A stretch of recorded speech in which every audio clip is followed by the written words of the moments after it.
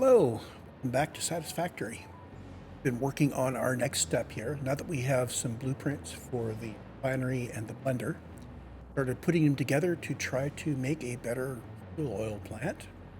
So converting crude oil into fuel, which we can then use to power our generators.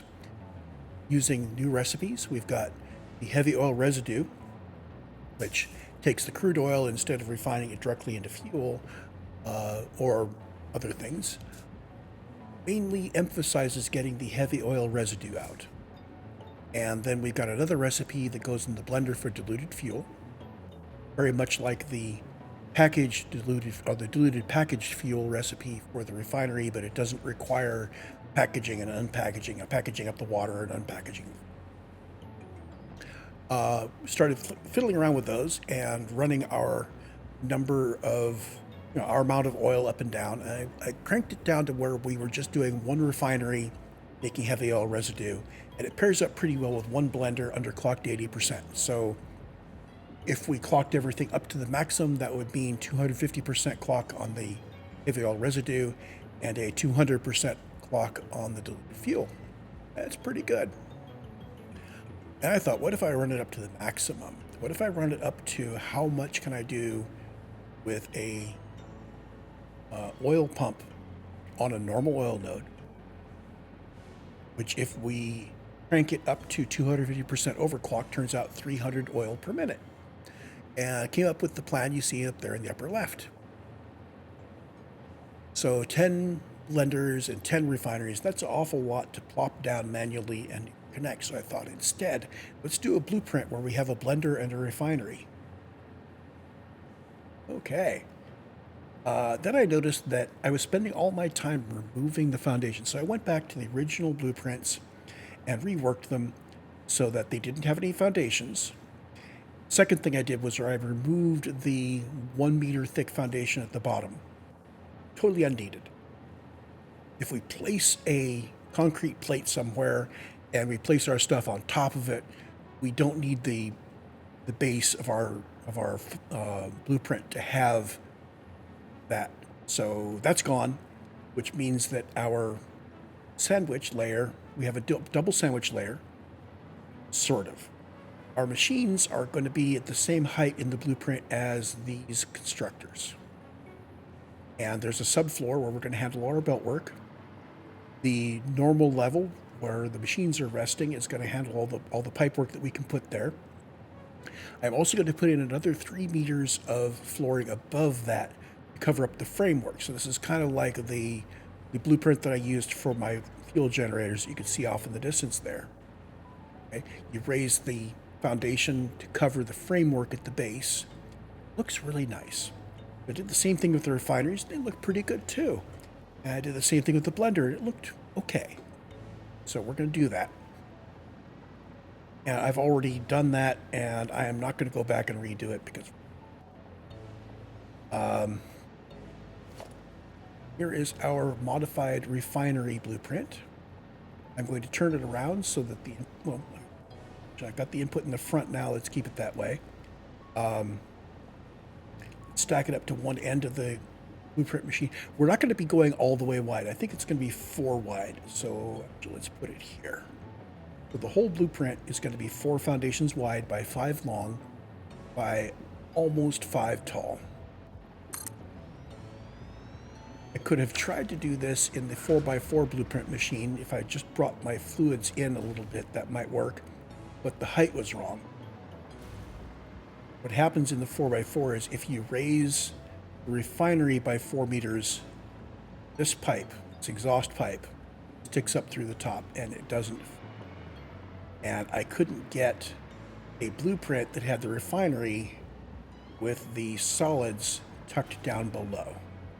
And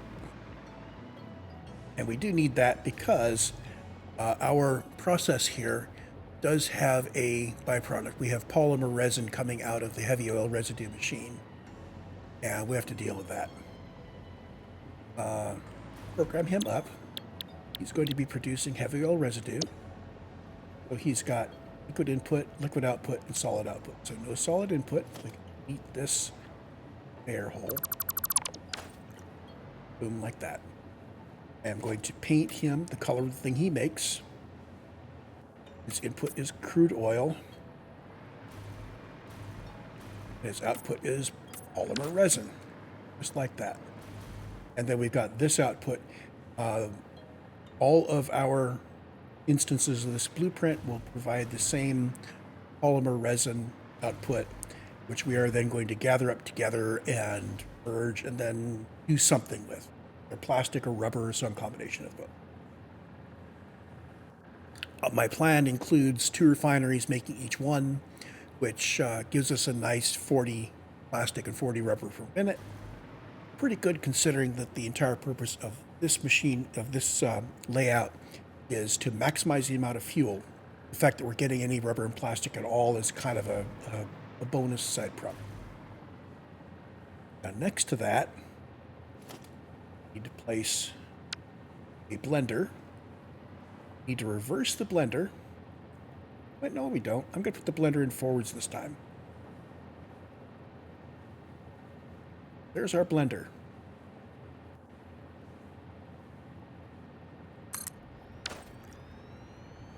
So what you're noticing here is the blender has a fluid input. Let's just program it up. Our fluid inputs are heavy oil residue and water. Well, the heavy oil residue is coming from way over there, so we need to snake it all the way around to here. If I rotate this 180 degrees, it means that our fuel output will be in front and our water input will be in back. And I'm not sure I like that. The other question is, can I sneak my residue through that hole? If I can, we're going to keep this orientation. The other thing is that particular recipe has no solids involved in the blender, so I can start out by simplifying things and removing those holes. Notice I haven't moved the walls down here. They still adequately mark the edges of the blue. We're going from halfway through there to less than halfway through there. I could move this over, we'd still be 4 wide. Let's do that. I am going to, before I even see if I need it or not, I'm going to give myself a little bit of a gap in the middle there. So, input from the front, and I'm going to arrange it so that the whole blueprint is going to be 4 meters wide. I think I need to be watching this little wall will mark the edge of the real blueprint. So we are 4 foundations wide. We've got this much space in the middle, which I'm hoping is enough to run our pipe. We need to set up a foundation to run our pipe on, which we can then remove. That is our interstitial spot. Now this is going to be a subfloor, so we're going to have concrete above this, but I still want it to be roughly halfway between. We are just eyeballing it. Centered here would be kind of close to the refinery. Centered here, yeah, I think I'm going to center it on this line. So I hit 6, bring up the pipeline mark 1. I'm going to bring up the pipeline junction. I'm going to place one there. And the other one I'm going to put here.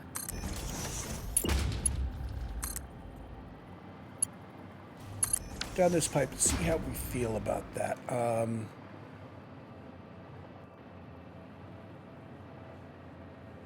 So that's kind of, that feels too close to the blender to me.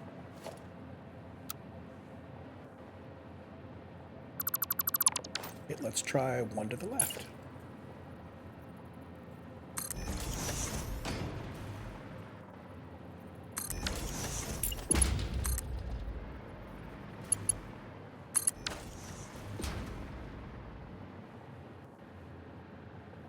That kind of feels too close to the refinery.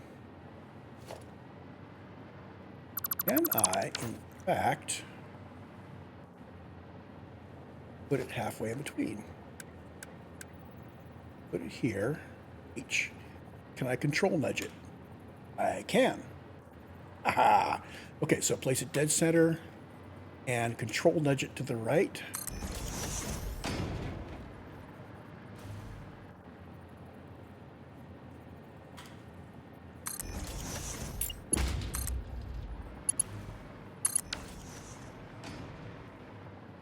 That actually looks about right to me. I don't know. It might not look right to you. And now we kick this over. This is all going to be our stuff. I think to emphasize the fact that this doesn't go outside of this blueprint, I am going to run this one without the junctions here. Start from here. I'm going to bring it out to the middle, turn it and make the corner.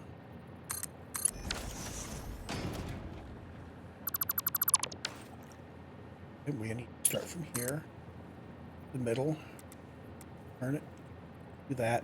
This time, hologram it, control left, put it in the right place.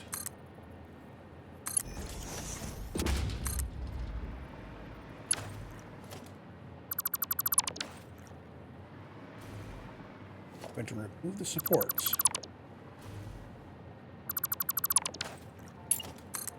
Feed them.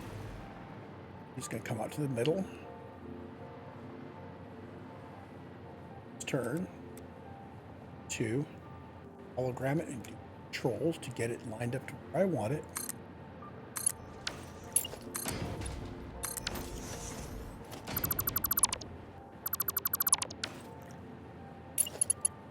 That comes out to the middle. Lined up. Like that.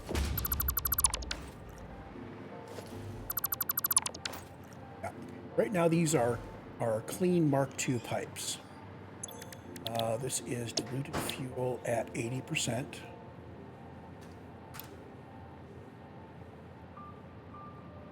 So only moving 40 heavy oil residue per minute. Let's make this a Mark I pipe, and let's leave the indicators on this pipe. That way, if we need to, we can crawl into this floor area and we can see via these indicators whether we've got this or not. There's enough capacity in the pipes. I don't think I need to put a buffer on this. I could very easily put a buffer on this, but I'm not going to. Here's our crude oil input, which unfortunately I have messed up here. This needs to be closer. Yeah, okay. Need to bear in mind that the crude oil input is at the midpoint on that. So start with him. I'm going to change this to a Mark I pipe. I'm going to put it right on this edge.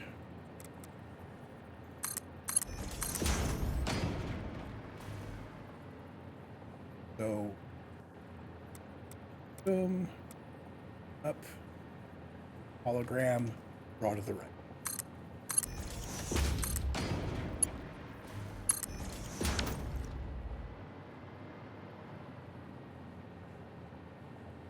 And that is all connected up properly.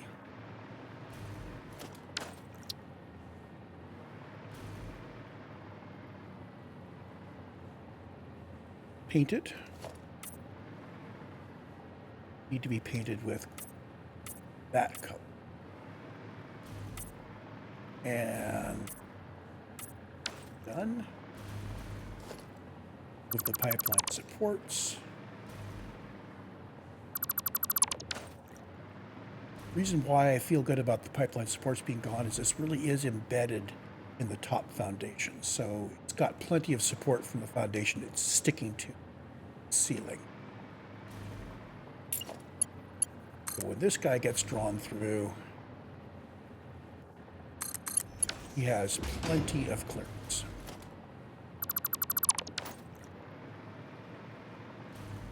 So that means we've got junctions hanging out where we need to connect externally. This is a water input, and it needs to be connected up. So this end also, right up here, that also needs to come around nice and tight. Start from here. Bring it to here. Literally, I think as tight as it can go. Up that, squared, and hologram. Pull it over.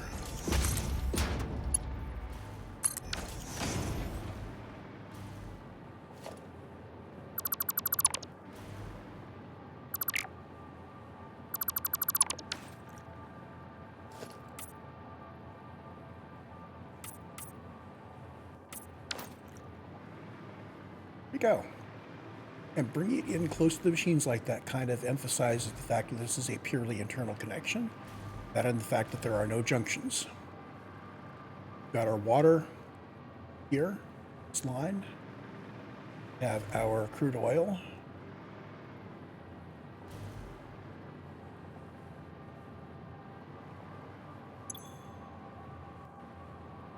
This is a water input. Right. So water's high, crude's low. Our internal purple fluid is level. This is output.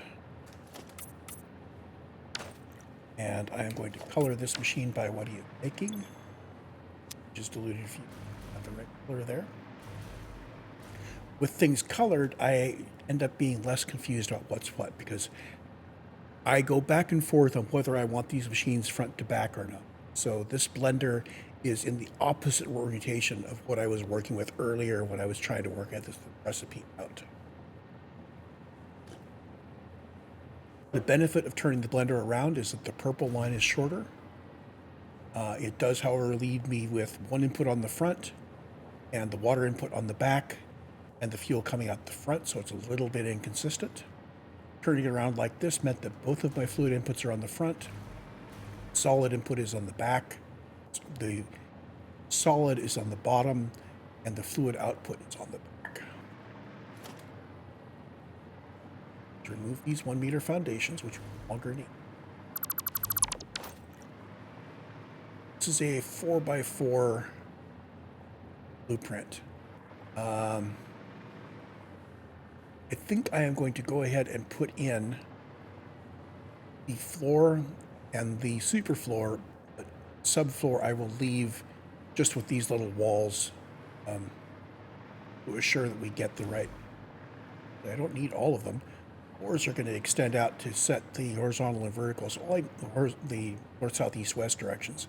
All I need is at least something to drag it down, and that something is going to be this lifter.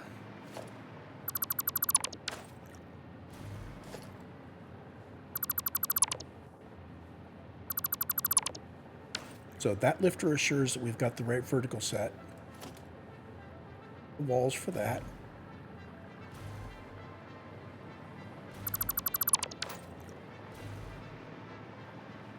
We do need a floor, a 4x5 foundation floor, starting here. That is to go to foundations. Half foundation in here. We're going to remove.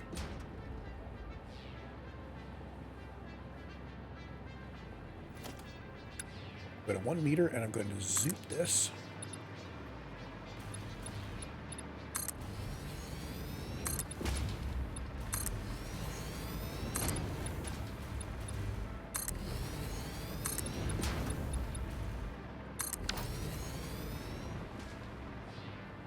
That should go all the way out to these edges. So that sets our blueprint as being 4x5 foundations. And I want to bring another one up to do the top. We should have left that half foundation in. Oh, we can do this here.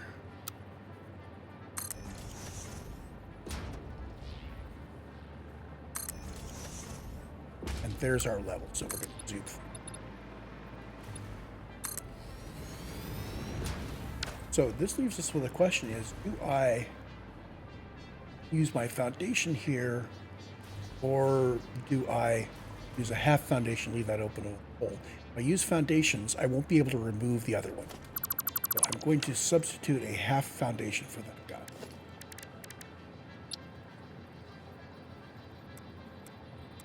Orient it like this one. So we have a hole through which this vertical rotating bit goes. The only concern there is aesthetics. All of this is just what you want it to look.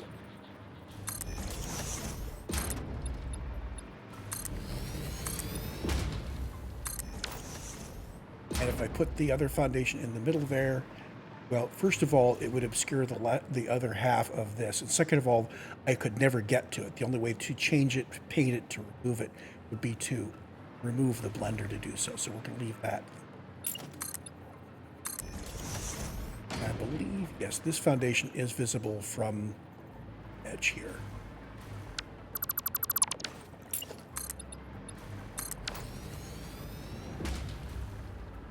With these guys, we can paint or remove from that level. This gives us an upper floor. It has this machine sitting on this foundation with its framework. This machine sitting on this foundation, its framework underneath. I like the look. And it's entirely inspired by Fluxo's fuel generator blueprint. I have not good aesthetics, but he is. So I make stuff look like his, and it looks really good. Looking at this build, what do we have left? Well, we haven't finished running the power. My normal habit is to assure that power occurs in all four corners. So it's easy to put everything together. And in case I want to run power above, I just drag these up to these top power poles. Are easy to remove if you don't want them, and they're not so easy to put in place if you do. So I'm going to do it once on the blueprint. But when we put 10 copies of this in, we can just bulk remove them if we don't like them. If we do like them, they're there, and we can use it to do interconnects when we don't want to go down into the subfloor to do the interconnects.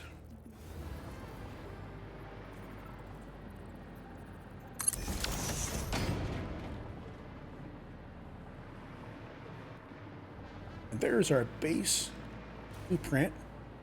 We're taking in water and crude oil from the front and turning out fuel in the back here, while keeping everything nicely in the main subfloor, or the, well, I'll call this the column. This is the superfloor. This is really the sandwich subfloor.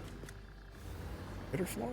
Anyway, on this level, we've got our fluid inputs and outputs. On this level, we have the only thing down here is power, and this one little thing, which is our solid byproduct.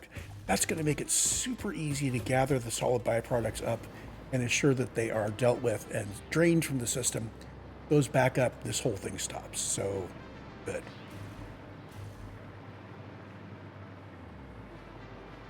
I'm going to call this EB, Diluted Fuel. One blender, one refinery to turn crude oil into fuel using the oil residue. Diluted fuel.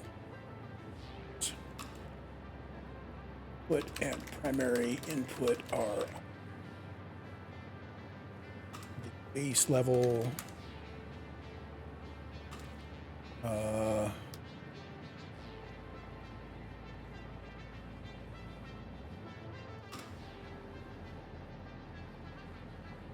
secondary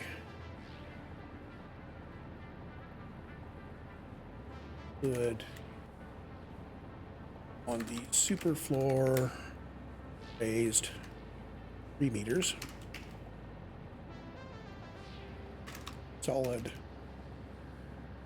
product is lifted down to, out of space. Let's be a little less verbose. Crude oil primary.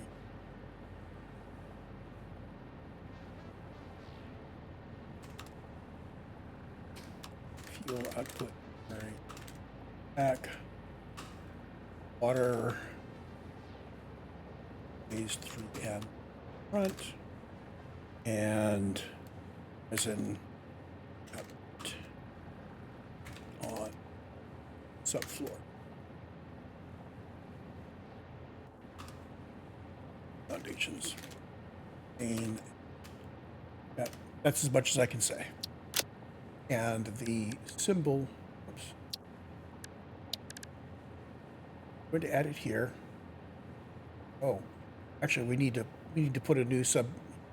For the moment, let's just say there. Select icon.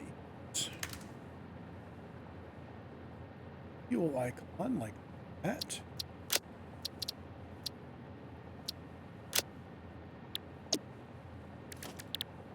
Edit. And Blender keeps landing there. I don't understand why.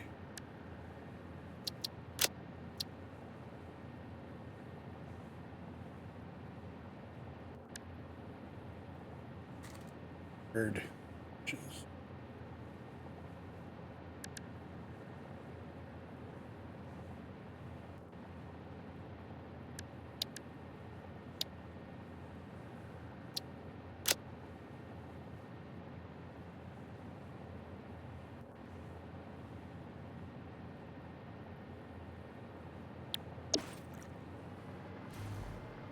There we have it.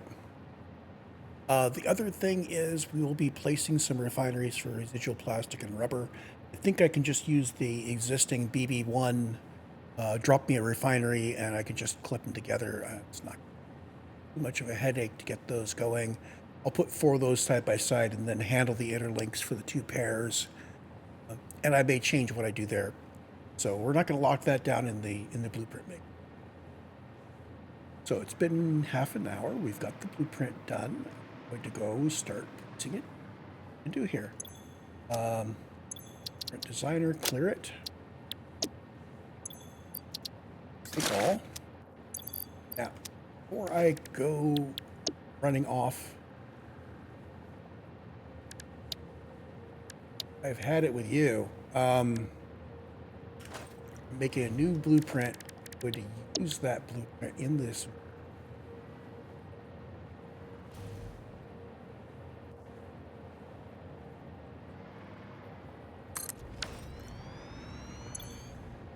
We're called BB Refinery.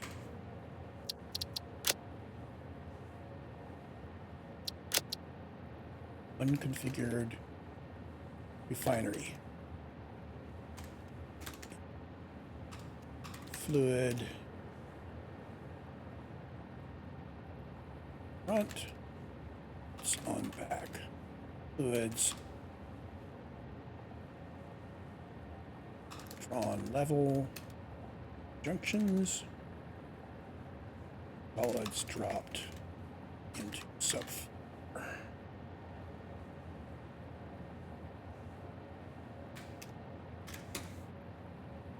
Oh, foundations. Bounding box. Locked using 1 meter. So all the important things to know about that. And this is going to be going. Add blueprint here. So something is going wrong with my blueprint organization. I think that's on the client side.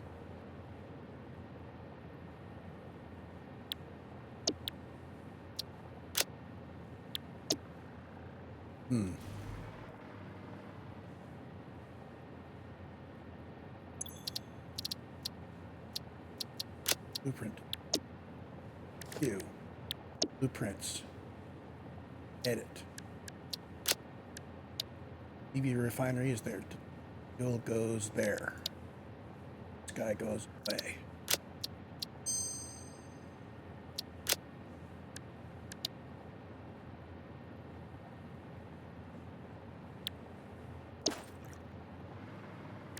Open it back up again.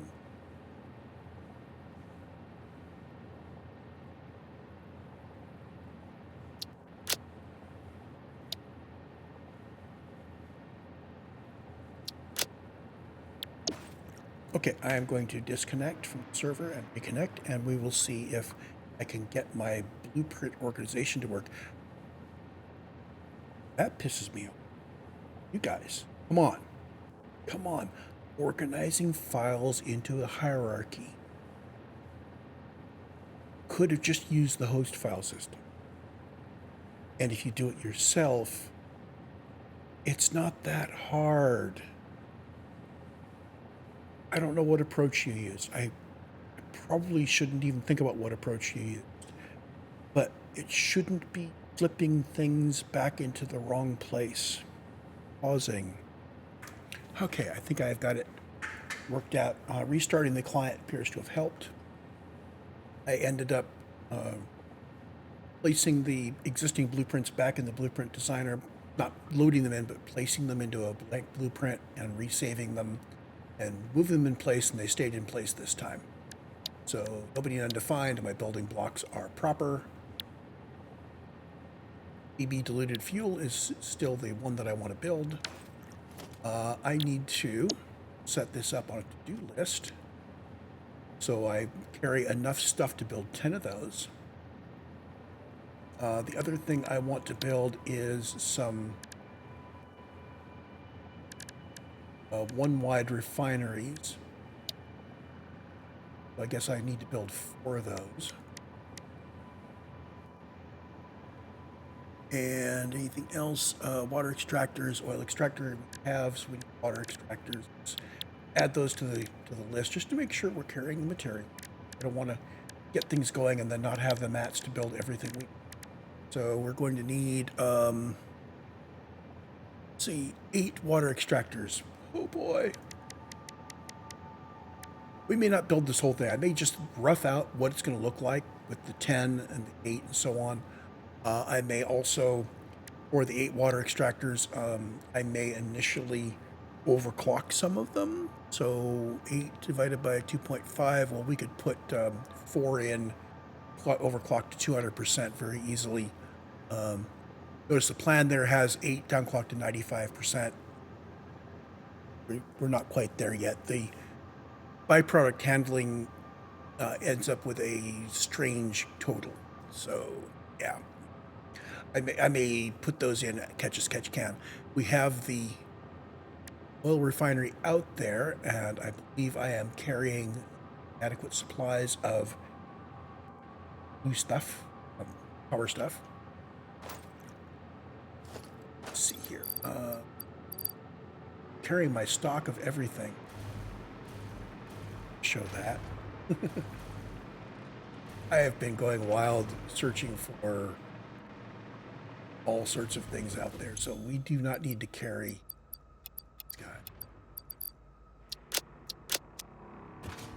Yes, I have gathered quite a lot of stuff from the world, and I want to make the mention that early on there was talk about a duplication bug.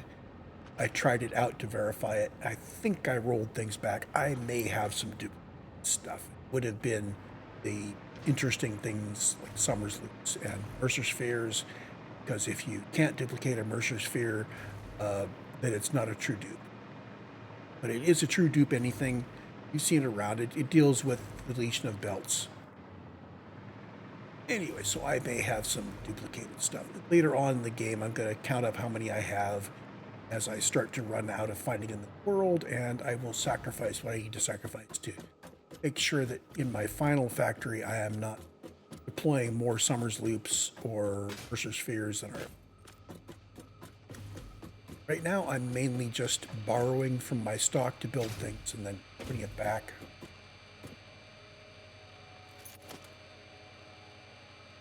So, I'm getting the sound effect from the scanner even though I wasn't using it.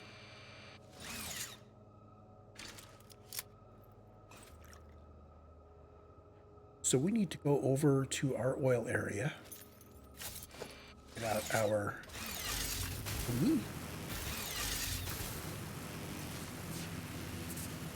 You see my little experimental area up there where I was working with the trains, including the little tag where I say, well, what if I use a little ramp to go to a higher level? Not ready yet to build trains, but we'll need trains eventually when we're trying to deliver our bauxite to our aluminum plant. It also needs some other materials coming in. We'll get into that when we start doing the planning. It's still TBD. I'm still messing with the layout and the recipes I want to use for building aluminum. So as you look at this, I've got these 10 generators here, which are what I am feeding using the old recipes from a pure node. So I've got a pure node down there. It's not overclocked or anything.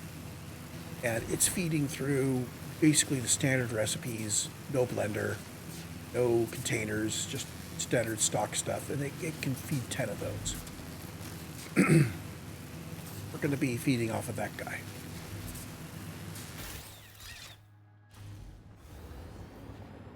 Oh, and I've got my hover pack on. I need my... I can actually get down with the hover pack here.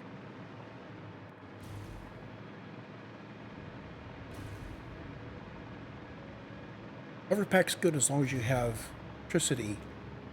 When I'm doing those traverses, power lines from big power to the next one don't count for the hover pack. So I prefer to switch over to my... Oh, no. Check out the list on the right. I did not check that before we left. I need to go pick up aluminum casings and motors before I can build all... I'm going to grab some from the... Oh, aluminum casings are not in my depot. So we go back. Sorry about the wasted time here.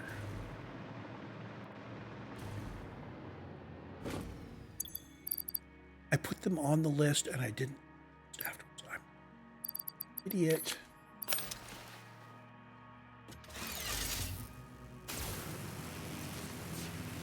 So we're going to need to pick up some motors and a few copper sheets. Motors and copper sheets are available here.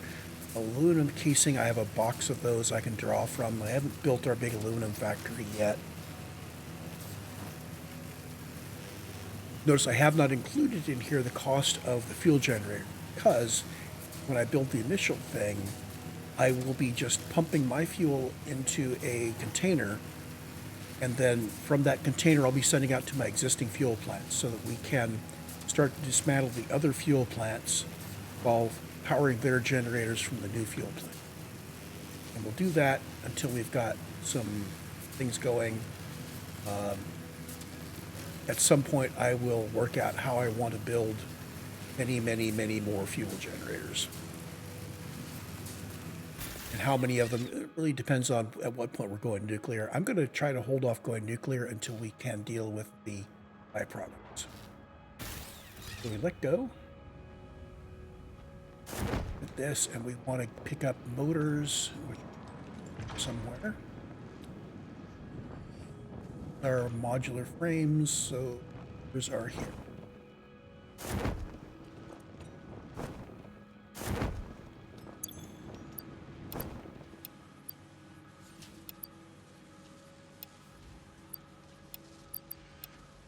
Enough motors so that I don't even have to go to the deep. Casing is over here. We need 500 of those. Kick some extras. We need copper sheets. Over there.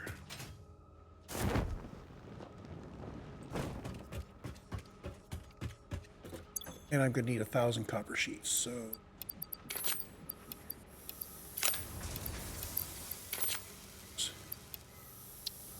There's 5 stacks of copper sheets, 6 stacks of... Yeah, it'll do. We may need to run some extra... I can come back to the depot to get more copper sheets if I need them. Normally at this point I would put everything I didn't need in the sink. But it's not weighing me down. I do want to get things underway.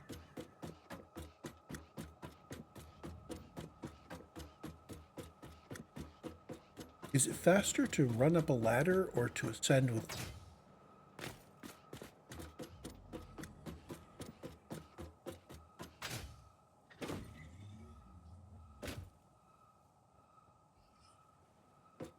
Been adding on stuff over time. I think that's the same layout as before. It's just colors.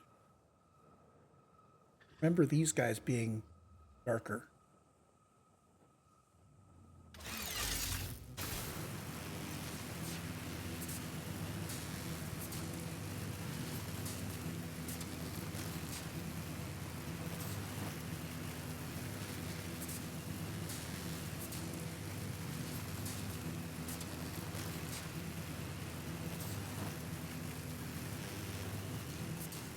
So during this build, I think I'm going to switch over to preferentially using stuff from the depot. Normally I don't do this. If you are using things from the depot first and you build a big blueprint and then you delete it, all the stuff goes into your inventory, and the next time you build it, it builds it from fresh parts from the depot again. And this is fine right up to the point where you end up overfilled on your inventory. You end up putting little deconstruction crates around when you delete a blueprint full of stuff and you don't have space for it. I think this is mainly just going to be dropping it down. Probably some exceptions for foundations that I might use for it. I'm thinking this area out in the middle here is probably big enough for what we want to do.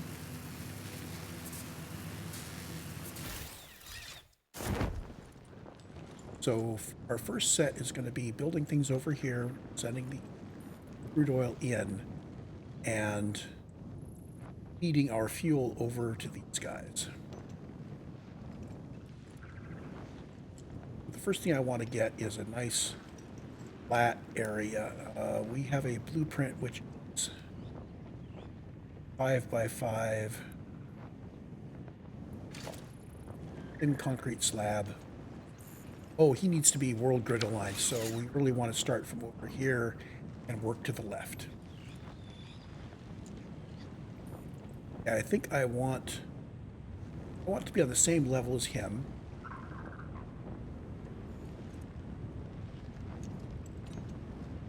Which means that the slab needs to be underneath this guy.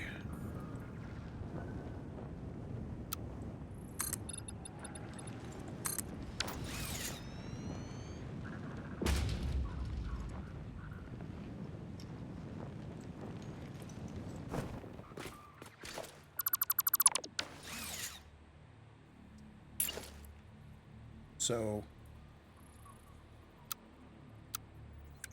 oh, this is 2 meters, okay, and 1 meter.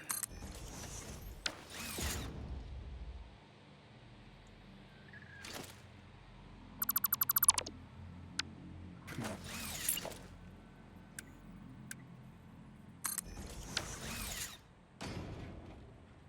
And let's see. This to the right. Oh, him, we're gonna just to check. So here we're dry foot. Here we're wet foot. We need a foundation level below this on which we're going to be putting our water guides.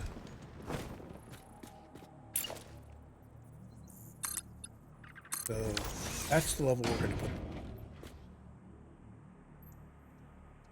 Going this way, I need two of our blueprints, so total of 10.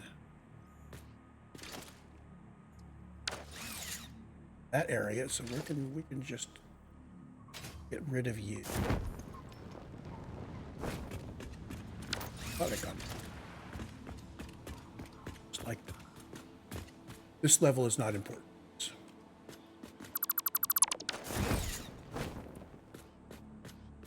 Our foundation will sit on top of this, and so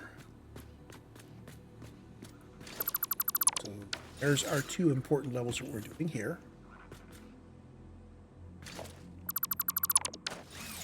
I'm going to need 10 this way, and we're going to be doing 10 copies of our blueprint, so 2 by 4, 2 by 5, 5 by 20, so we need 20 that way and 10 that way. Size. And that way, that I think is too far. So that's 5.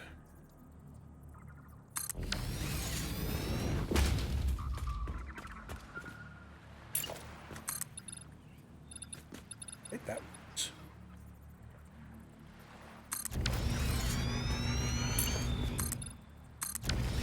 And then 10. That's 11.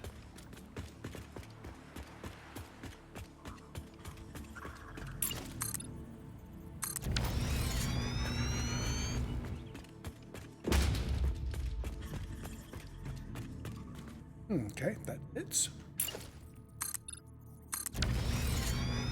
That would be the blueprint plus 1.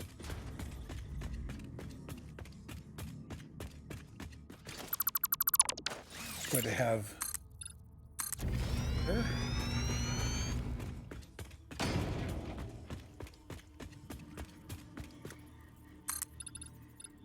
I'm just roughing this out to see where my size is. Be actually using our 5 by 5 plate to set this up. Okay, so that works. I'm going to put this down. I'm going to put it down in a different color. Let's see, something that will stand out. Foundations. How about I put this down with exit foundations? Put these down with 4 meters. 5.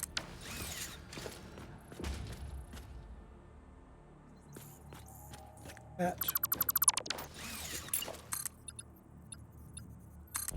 5 by 5. That whole thing is going to go away eventually as I start out because it's foundation plates. Actually, if I do that, foundation to foundation is going to be kind of difficult. I may need to, I need to have a base plate the size of the foundation I'm doing.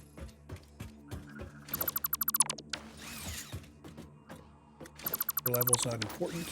Your level is critical. Water is going to go out. That's just okay.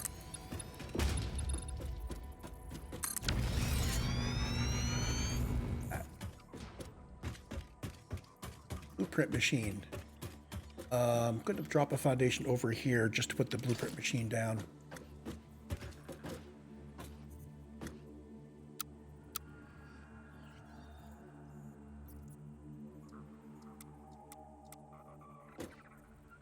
Oh, it's trying to put it at the bottom of this guy. Okay.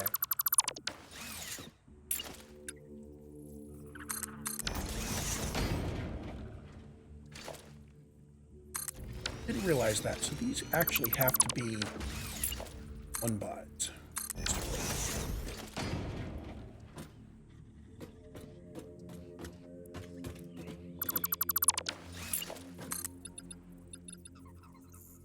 Seven.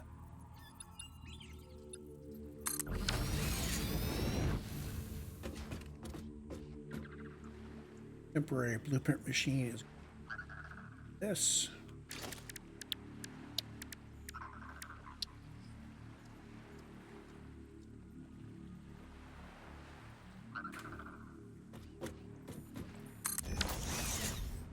This is because I just need a base plate of the appropriate size here.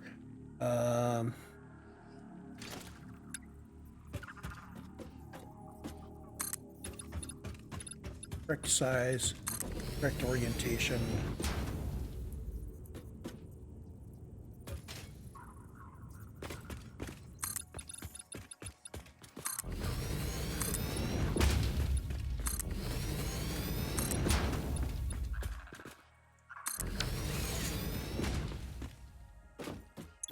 This is 5 foundation, 1 meter. Then plate.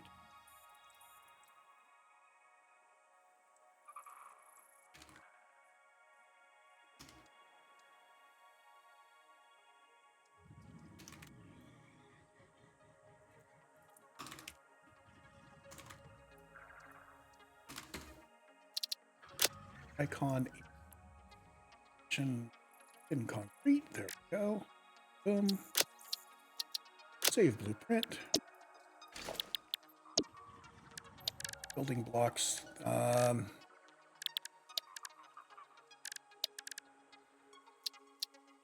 add a subcategory.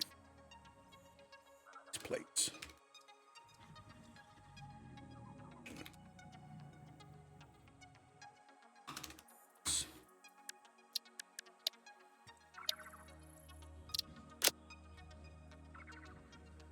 I'm going to put you on my button here somewhere.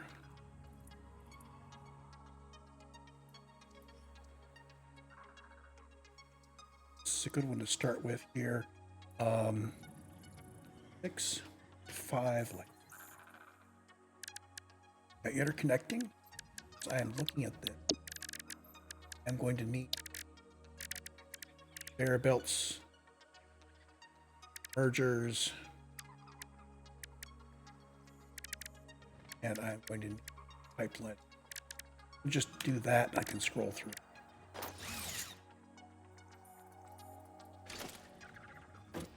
These guys, I need the arrow pointing toward left. He needs to be centered-ish.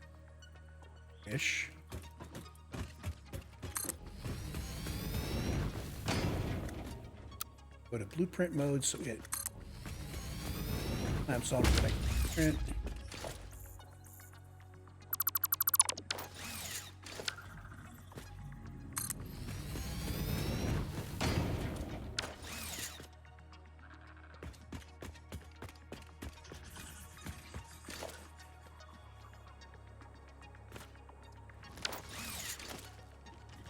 You don't want to delete the ones below the surface. There. I need you to be gone.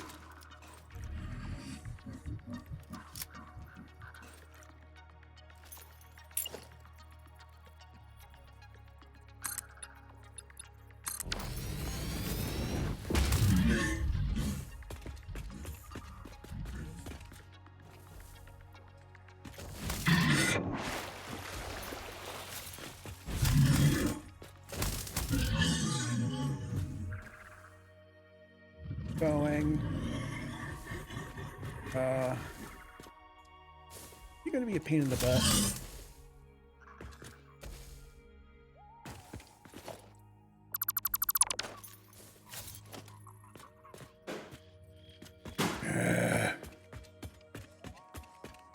If necessary, I will recycle the server. Get rid of that. Okay. 3.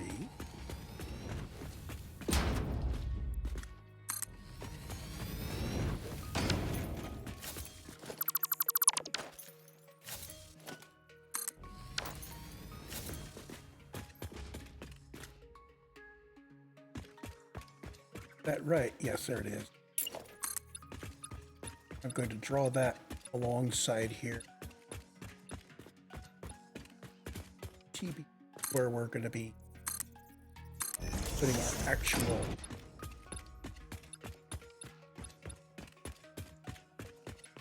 water factors.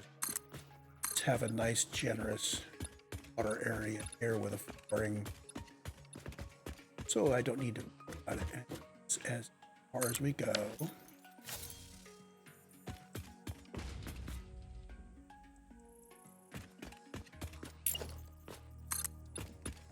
I'm going to draw this out.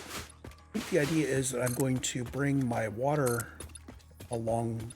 If I have to put anything outside the limits of the foundations, it will go along this border.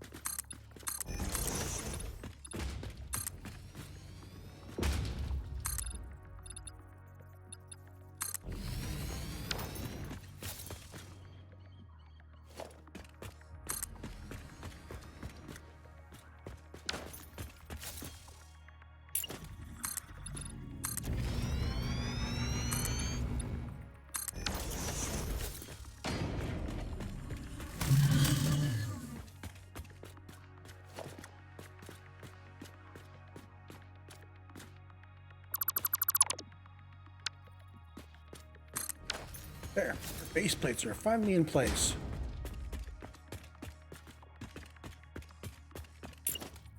Get Mr. Bean gone.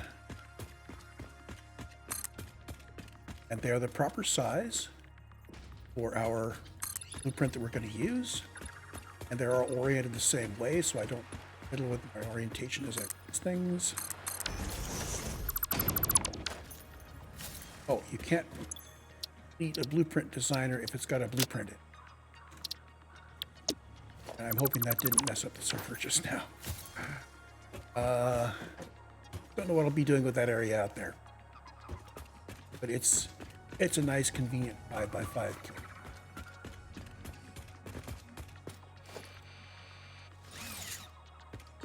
So if I bring power, I can start hooking up power as soon as I get these guys going. Do my thingy.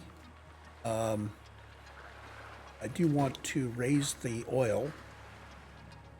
That's going to come in. Let's take a look.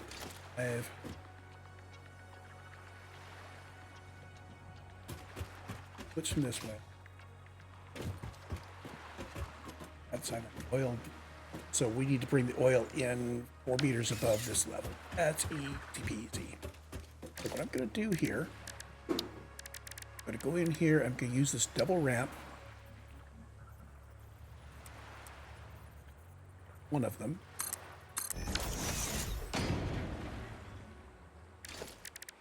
Let's get its material foundation. Zoop this across. That's going to go over and pick up power. And we're also going to end up with our oil on this. I want the oil to come out from there and head up and in. Do that.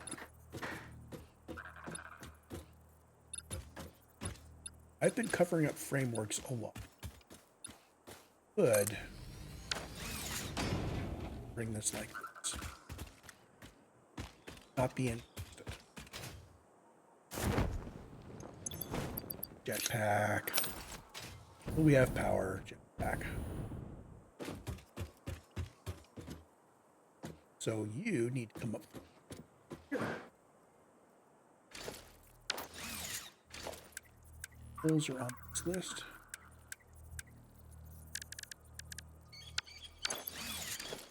That's right, I wasn't going to use any hole for this. I forgot that I needed a hole for the oil. But the way to do this is to place this guy down. Can't place him there. This guy's going to have to go down the middle.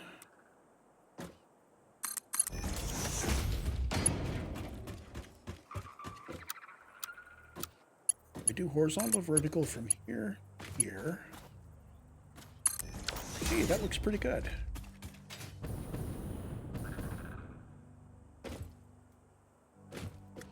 But this doesn't.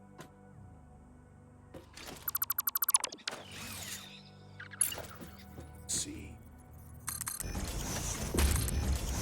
Give ourselves some choices. I start from the side. Oh, actually, that's better. Because any irregularity is going to be...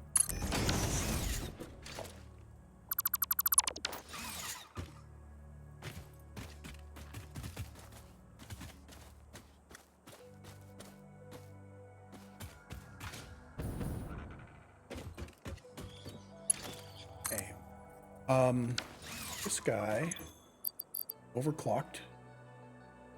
Overclocked to the max, he's at 300 meters. Would put that in a Mark 1 pipe. Not going to. 8 running pipes at exactly their rated throughput, because any bobble anywhere along the line means you're limiting your throughput. You give yourself a little bit of extra capacity like this, at least on these pipes. If you bobble it low, it can bobble low, high, low, high, low, high, and even.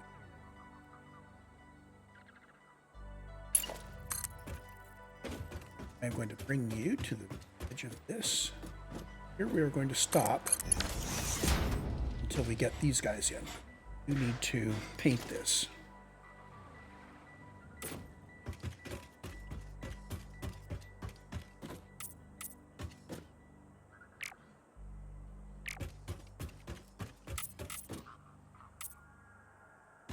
Paint the world.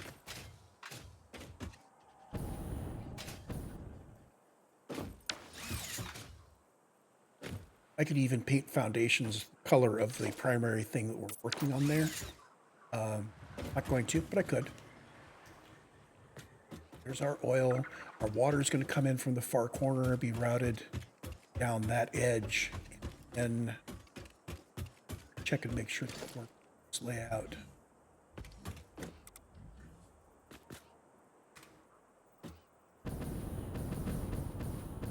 So our fuel output's going to the back edge. Oh, that's right. The water input is high on the front edge. So we're not going to be doing the water coming down the back edge. We'll have the water pumps there, but it's going to wrap around the front. Feed from that works. Which also means we want the crude oil to come back down this way. I think we're going to be feeding the oil from the front half to the back half in the sublevel. Got that. Solid management. It's got this entire subfloor for doing solid management, so I don't worry too much about rethinking. Literally, we just have that one lift coming down every 4x5 foundations. Power. A source of power.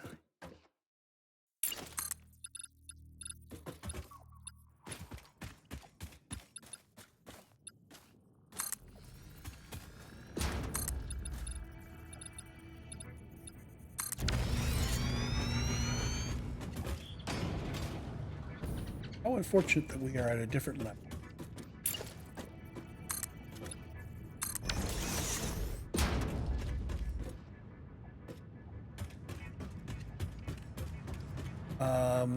I'm thinking you have ramps.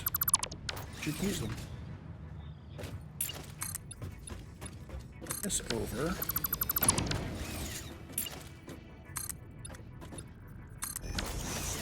I have some power lines on this line already. We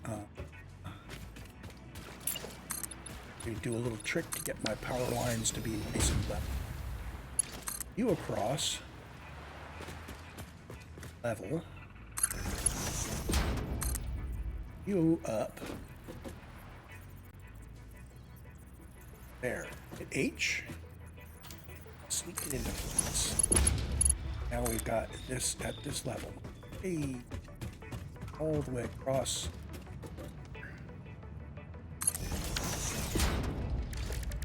I'm going to be using the double ramp. This is just a gentle rise, and I particularly feel the need to have a nice abrupt change anywhere.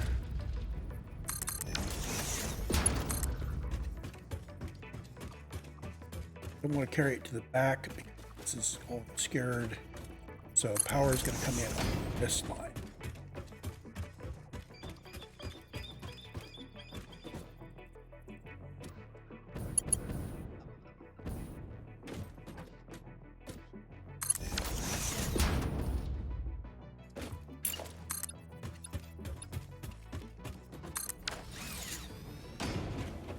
I'm not sure this is the best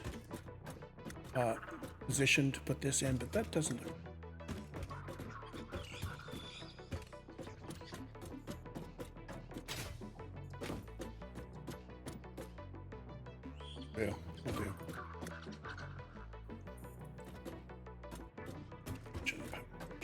Oh, it's actually. So we come there. I'm going to connect it down.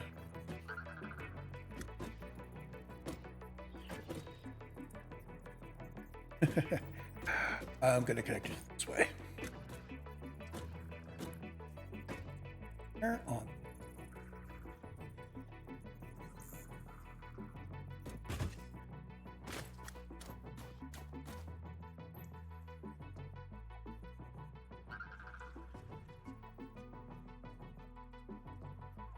I have a choice of there or there.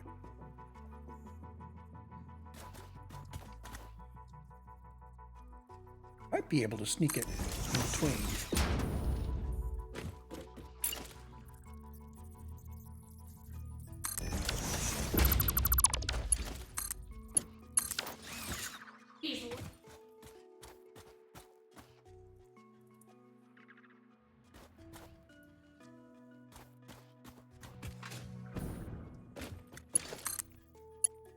There we go. We now have power. We're overclocked. You produce 300 crude oil per minute.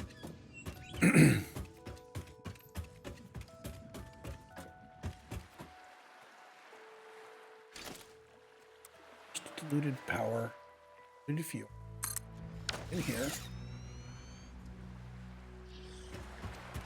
I have had problems with deleting blueprints while blueprints are being built. So we're not doing that. I want you to come in and provide power. I'm going to put power on the underfloor. So we're just going to draw this right out to here. That. I'm going to draw this over so I get the height.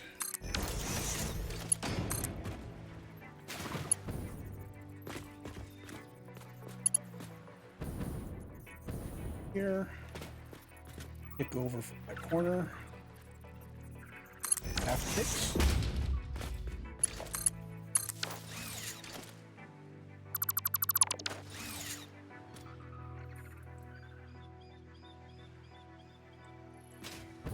If I did that right, all of these guys should now.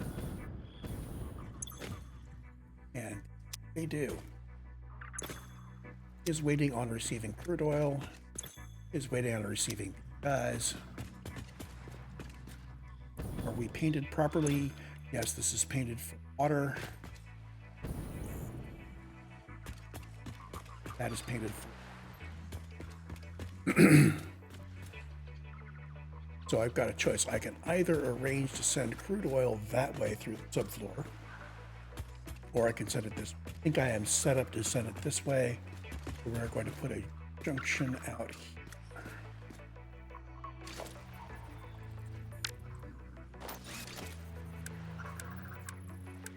Pipeline junction.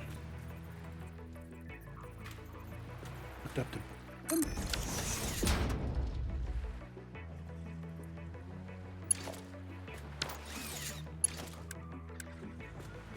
pipeline because we're going to be carrying potentially a lot of crude.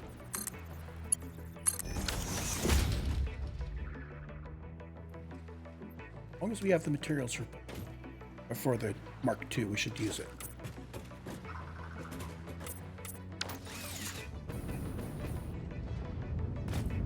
You're now running, and you are going to stop running when you fill up your output bins.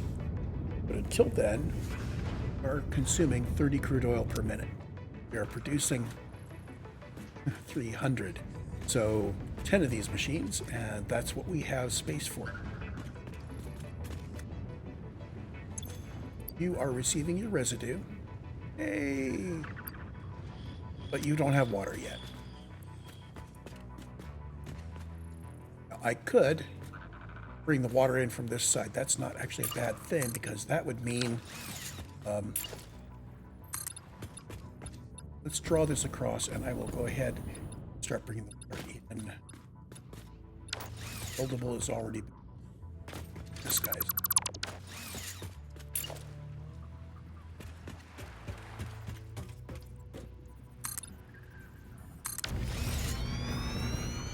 This may or may not be temp.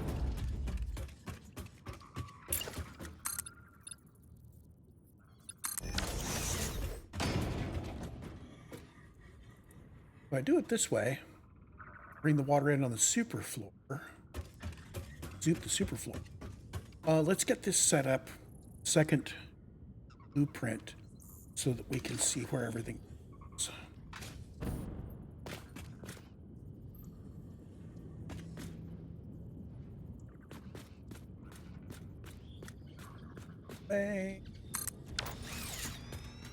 With this blueprint, it's fairly easily. You can't miss the orientations of the machines.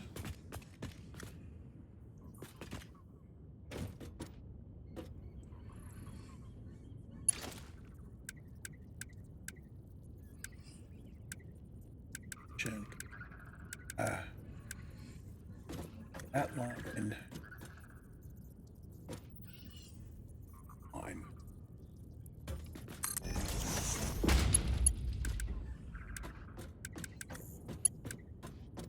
Pipeline with the indicator.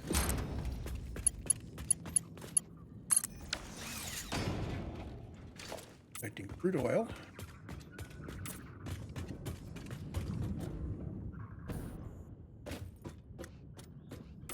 I've chosen the colors so they exactly match the color of the indicator. Apparently this pipe isn't long enough, but we do have an indicator over here. Either it's too long or it noticed that it's halfway in a foundation and decided not to.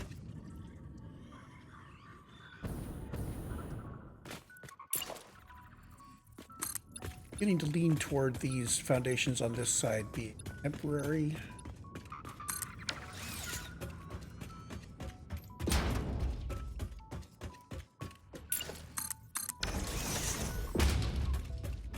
So how much water are we dealing with? This guy needs 80 water per minute. And this one needs no water a minute. 80 by 5 is 400. So we're looking at a Mark II pipe of water here and a Mark II pipe. That's right, it got simpler. Originally, I was going to put the byproduct handling in. So you see it there on the checklist. I think I can turn off the checklist at this point now that I've mentioned it. So yeah, we will have the setup. Water only appears here. We've got a total of 800 for the build. So 2 Mark II pipes of 400 each, just fine. And I can now turn that off.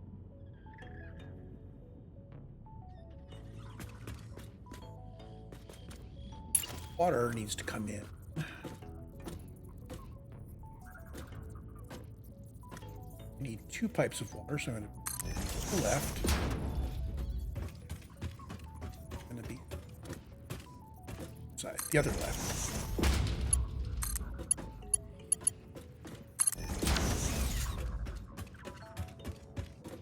And actually, this shouldn't be junctions, because I'm fiddling around with not being junction things. It's out.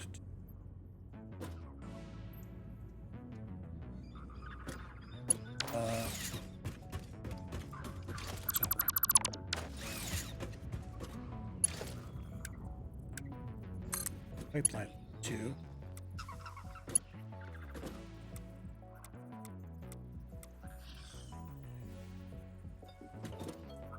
Center line into wants to join the junction. The way we get around that is I draw a line out, get one of these guys,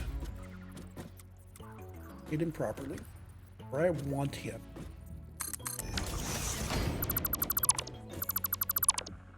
Have a Mark II pipe, slide it in there. Same thing happens over here.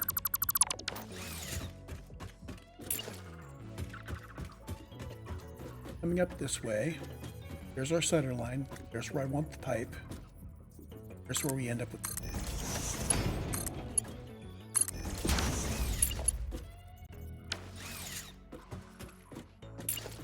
going to put it over here. I'm not sure what the maximum distance on the pipe is. Set it here. We know where the break is going to be. We know what the center point is going to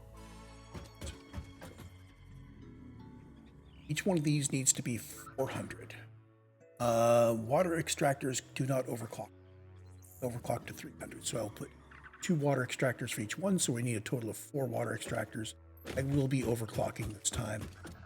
4 holes. Water.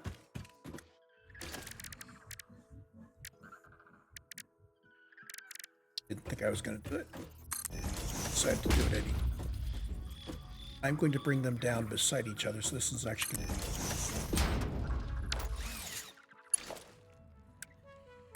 pipe to actually stop these so that my this is really just so that the meters in these 2 lines will nothing more. It also means that if I decide to reorganize this, we don't have to run long pipe. Also means I need to be really careful, double check that I'm using Mark II pipes. Now, there are pipeline bugs. Placing a junction on a pipe that is connected to a through hole has been fixed. Okay, but that's the kind of bug we can expect.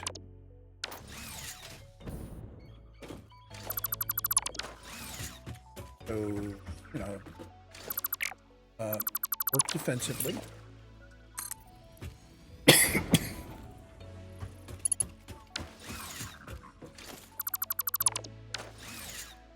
And pipes don't work properly, been painted.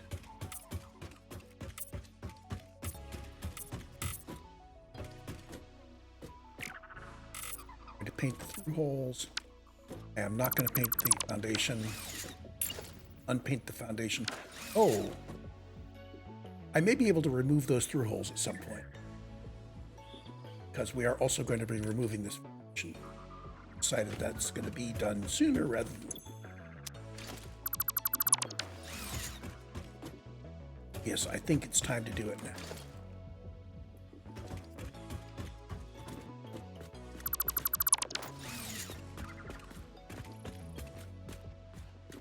So the difference between these is only 3 meters.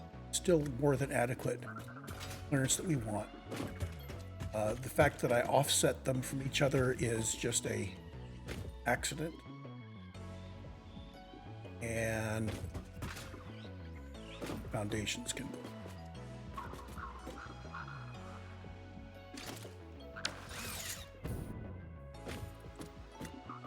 Starting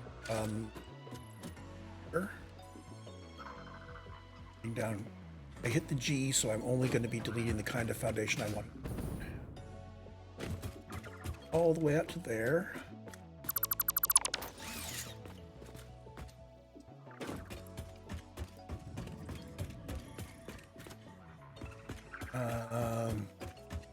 I am undecided on whether I'm going to leave this skirt. Depends entirely on what I'm going to be doing for walling this up.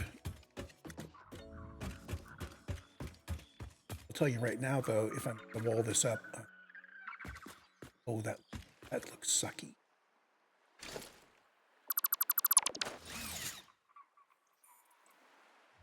I'm going to get your power.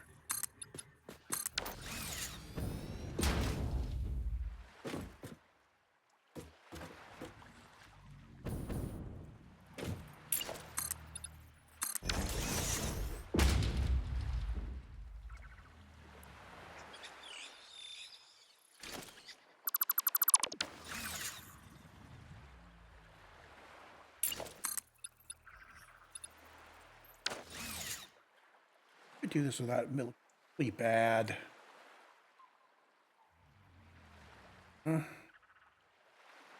Get under. Get under.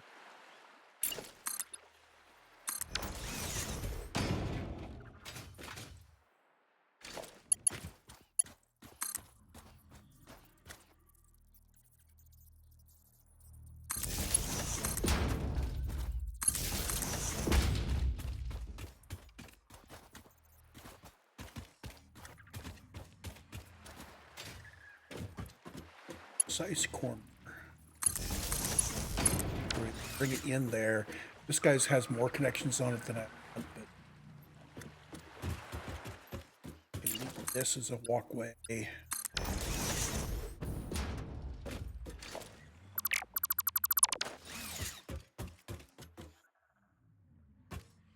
Hashtag works for me.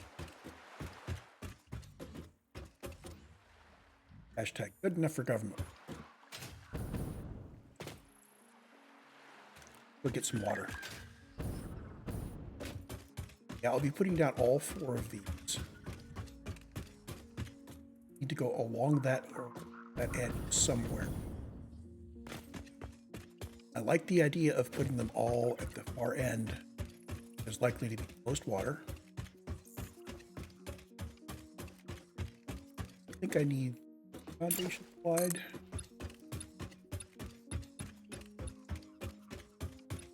3 foundations that way.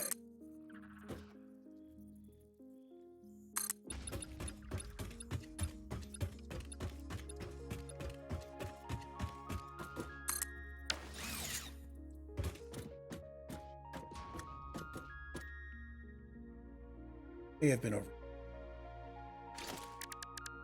Do we actually get our water? Do I want to put in 8 of them? If I put in 8, I don't have to overclock them.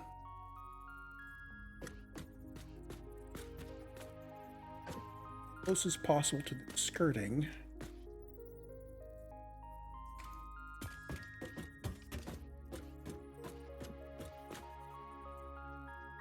Buildings cannot be nudged.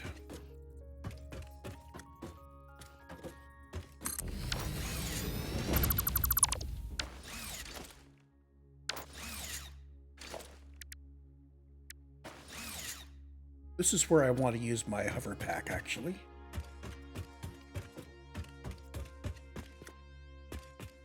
That I really just need to draw them. I can draw temporary power out along this line.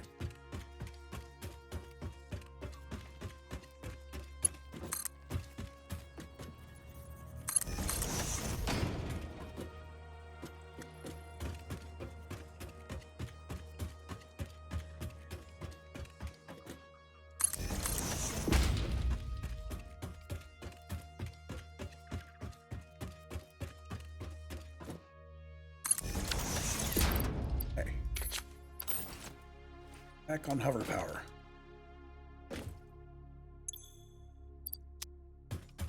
Ah.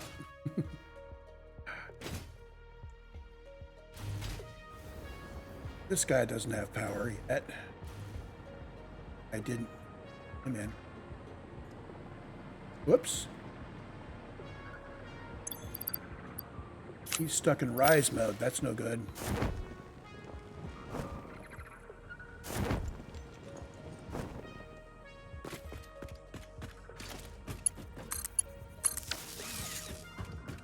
Okay, try that again. Why he was stuck in run. Okay, now we're hovering.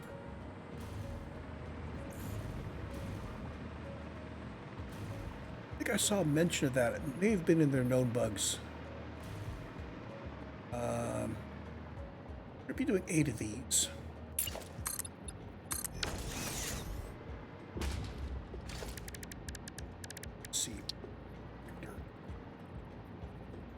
How big are they?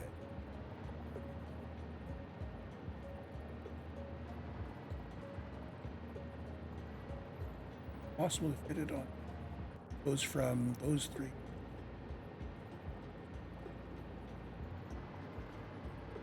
So let's see if I put it here.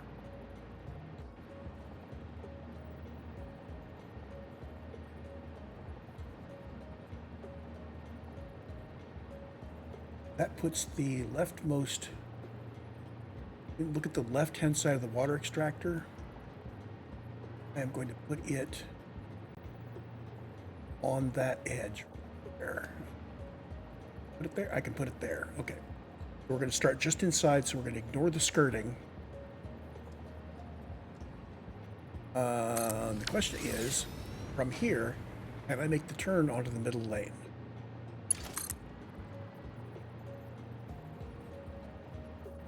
think the answer is maybe, but not if I have a... But that means that if I want to line this up so it starts at this edge, my first junction... Yeah, this raises the question I've been wondering.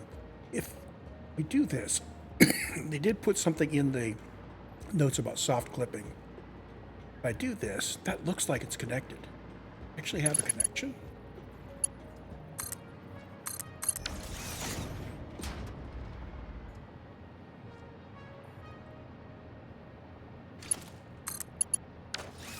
I don't want to bring the power through.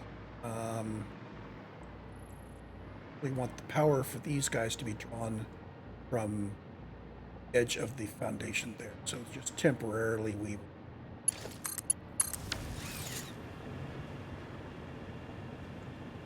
So this does not form a connection.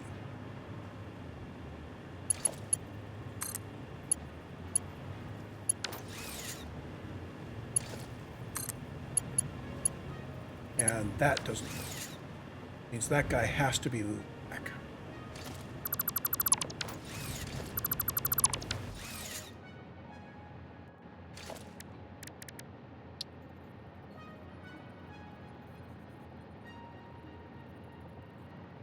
But that's where we were. That was too close. Gonna nudge it a couple back here. H to lock it in place. I would feel better a little bit further nudged back.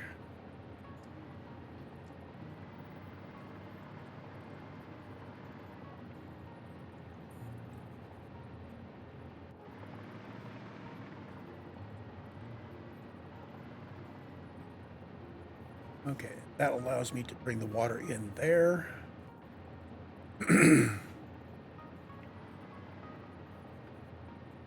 I can make that jump if I need to. 8 of these, 2.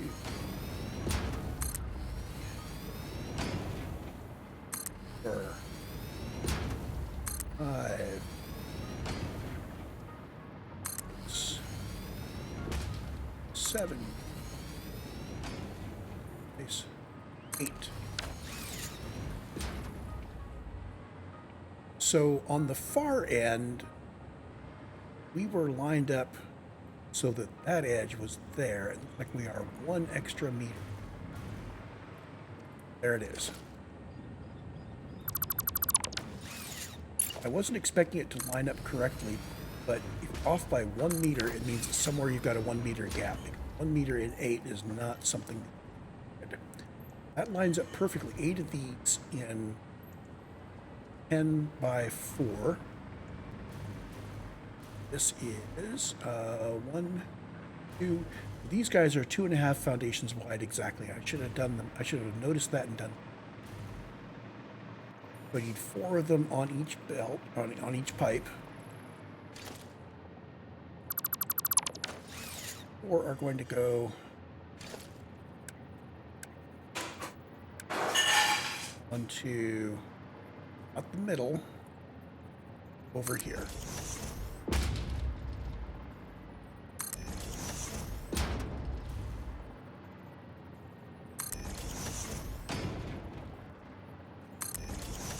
Next 4 go to middle.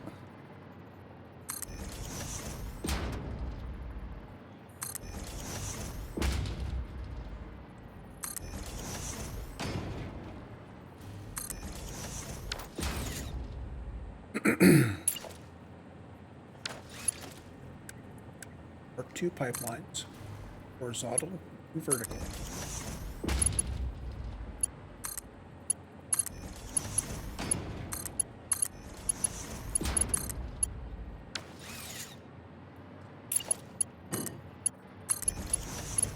I'm going to run the long run.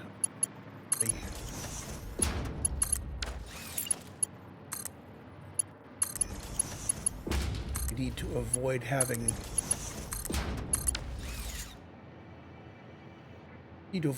that long run join up with them. So these guys, I'm just going to put this on a clean Mark 1 pipe.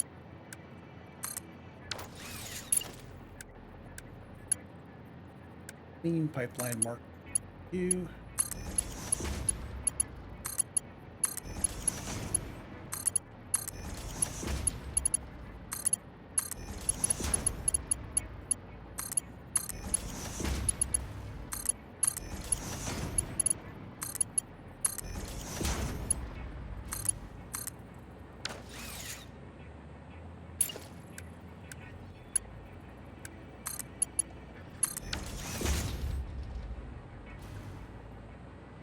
And I get rid just the floor hole. I get rid of the floor hole. I think it gets rid of do that.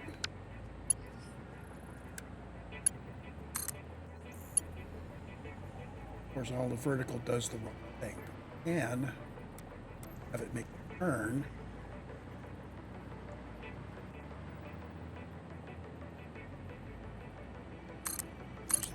That. Same thing here.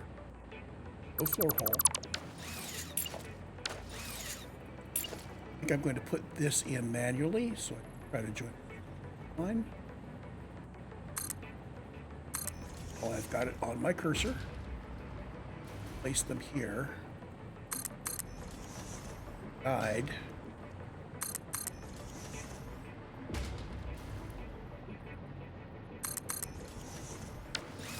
Yep. Pipes. Boom.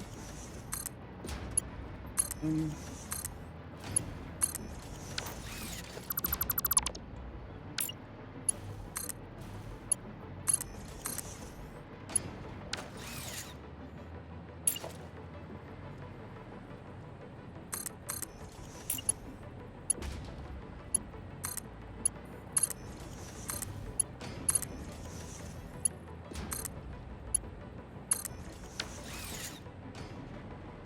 Let's get rid of the unsupports.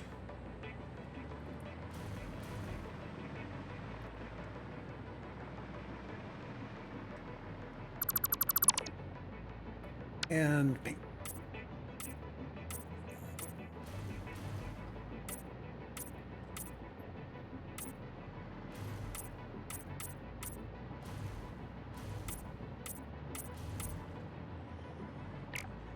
I know, the water only picks up the one thing, it doesn't be painted. Having it painted does make it match the rest of the color.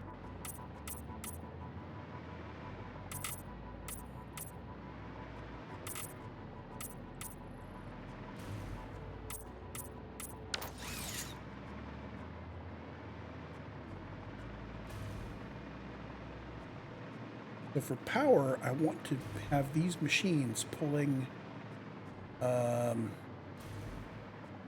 somehow. You know, I'm not sure I do.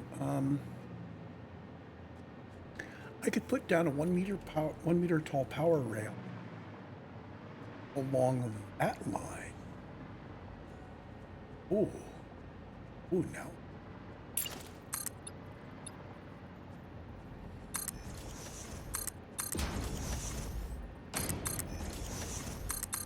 There's the height.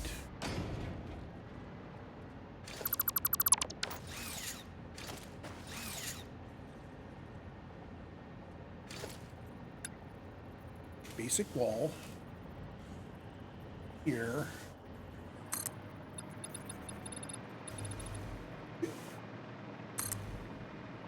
I'm going to connect my power. So I've got a nice power strip all the way out.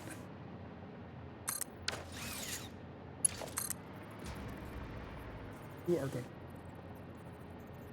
Oh, I can go to the bottom or the top. I can't go. I go on the top. That's because his wire is going to droop down. So being on the top might.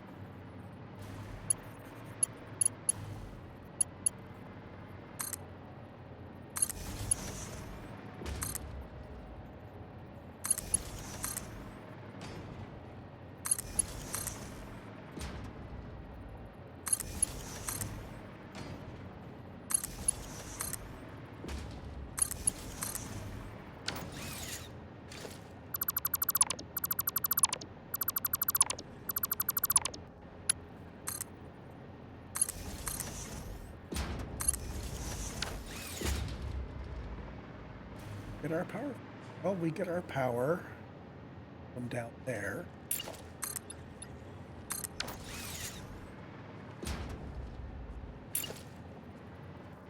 I think my easiest way to make this make sense would be to put a wall along here.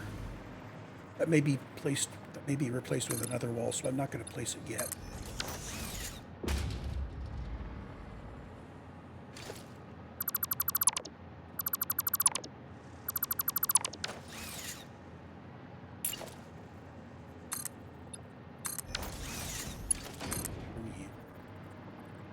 Straight down.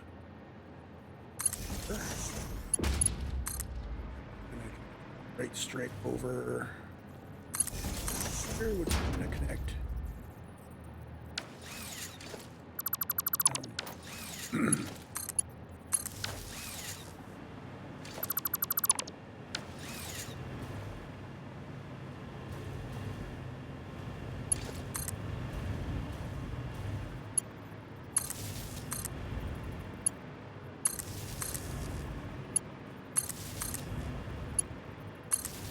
These machines can be downclocked. As you'll notice on the plan, we've got 8 machines at 95%. I am going to let them not downclock.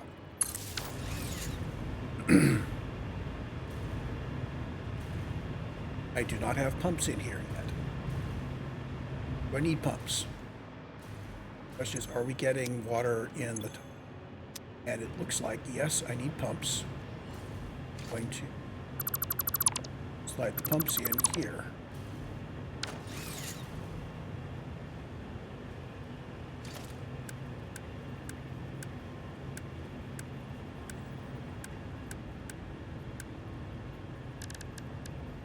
I'm going to put a Mark II pump. Overkill.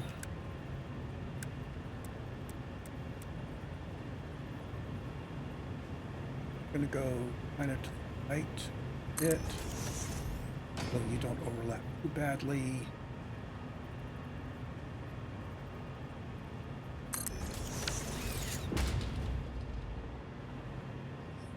I'm going to Mark II clean pipes.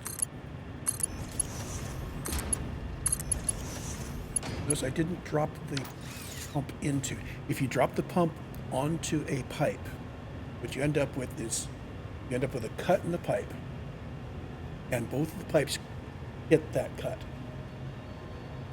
So there's a pump on that junction, but there's ambiguity in the system as whether your water is going into the pump and into the other one or just straight through. That causes problems. If you put the pump in, 2 pipes have a gap, but this pipe always goes into the pump. That's the way I saw it explained. Software perspective, I am not sure what architecture was that day. So in this configuration without power, just for information, that's called a head lift reset, because the fluid can flow through the unpowered pump, but its head lift is reset to 0, so it will never get any lift out of that. But we want head lift, so we are going to put our power in place. And that is there. Wall outlet above you. Wall outlet kind of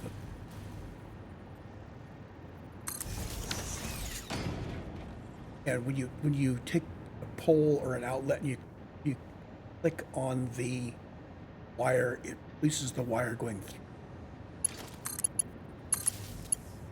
Very easy way to introduce things in the middle of a power line without interrupting the power. Also without finding the next connection in line, so we didn't have to reach out there. So these have 50-meter head lift, so this is way overkill. I could, in fact, pump it up to some industrial containers up here and have a kind of a water tower, but do not need.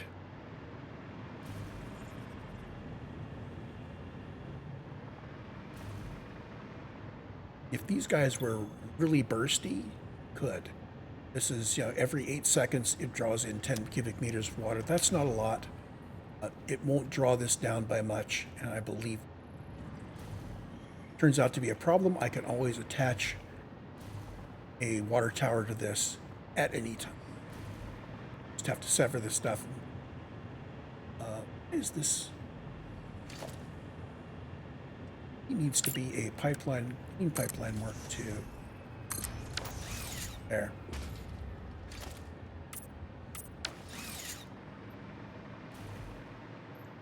If I've done it right, we should now have all of these guys with all their inputs handy. He's got his crude oil, and he's been tossing things in his output, and he's saturated. And he's got heavy oil residue and water, and he has filled up his fuel output, and he's saturated. That's great. Fuel.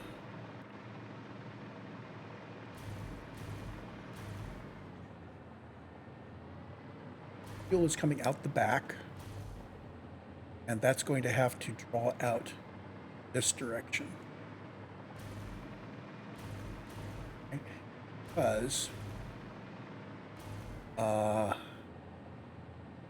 can't move the fuel north south because I've got east-west crude oil line in the middle here.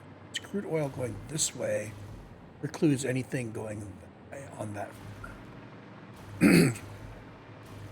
My two fuel lines are going to have to be brought out of that end of the plant, but that's okay. I'm going to bring them out and put them on pumps, and I'm going to send them up to a industrial container that's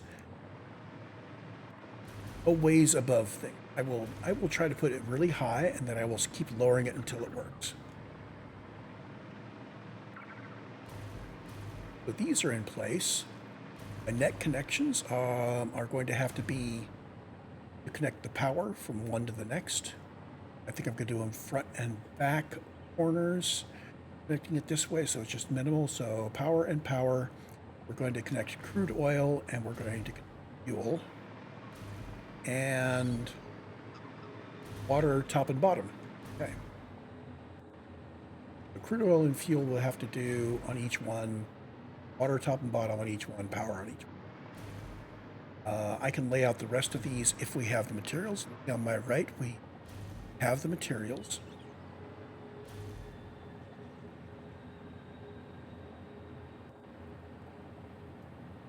Find my blueprint again, 5 white pointed toward us. And because I don't want to risk having some weirdness happen, I'm going to wait for each one to be built before I put the next one in.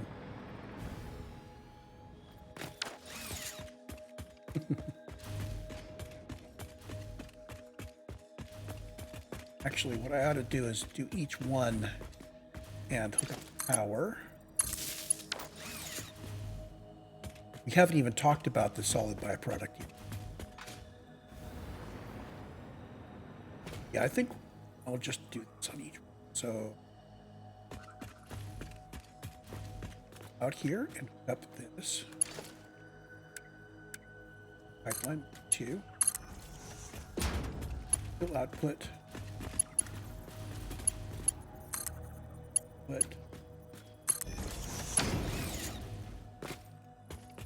What I will do is I will come back and I will hook up all the solid byproducts in one pass from under.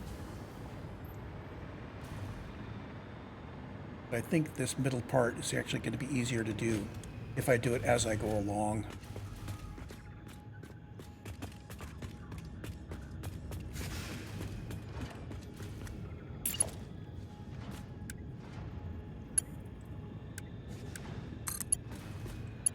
Pipeline Mark II.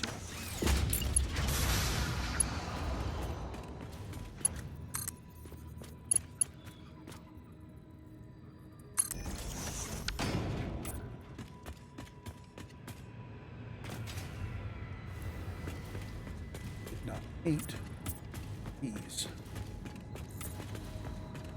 And I need to paint them the right color or they won't work.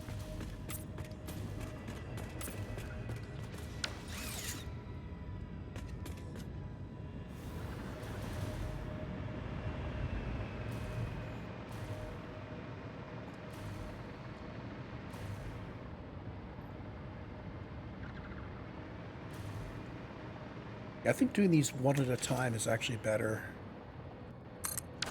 That way I'm not just running one pipe at a time, going click, click, click. I think I need to change my hot bar. Have the one that I'm actually using on Pipeline Mark II.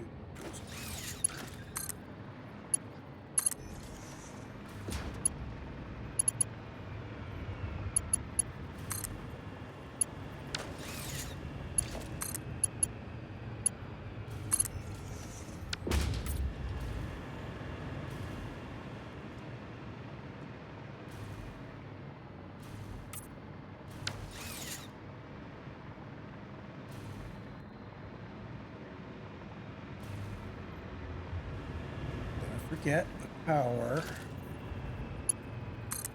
Connecting it underground because it's easy to reach. We'll be deleting all of these holes on top in bulk. I decided not to use them, but they're going to remain in the blueprint because when I use this blueprint in the future, I may want them.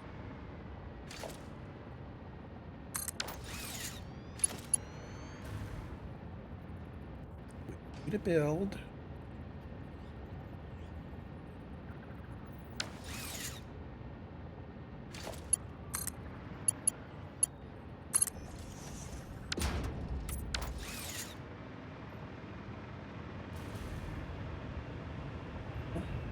I think I've forgotten to do the water a couple.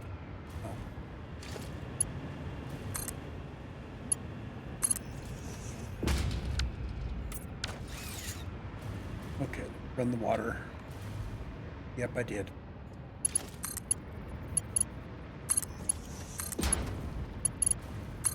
Easier than I thought to run this in batch. Maybe I'll just lay out the rest of them. Okay, okay. Laying out the blueprints and then running the pipes is actually slick. Was that? Oh. Select my swatch. I don't need to have all the swatches on my hotbar.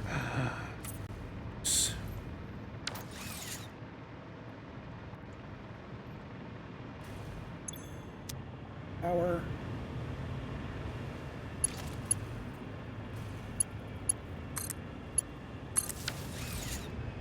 Okay, fuel is run. Water is run.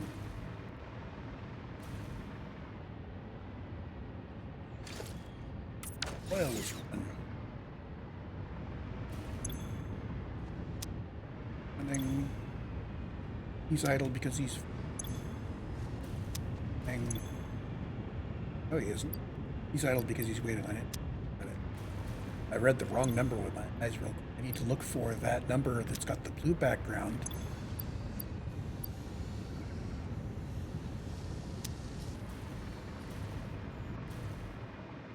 These guys will all naturally stop either when they fill up their fuel lines or when they fill up their resin line.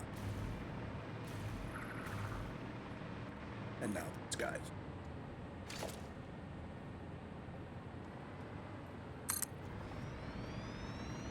Should be able to just build back to back. I'm going to try to build a little confidence here. That. I'm going to go down to the end. By the time I get here, it should be done. So off our jetpack and power in. Hover pad.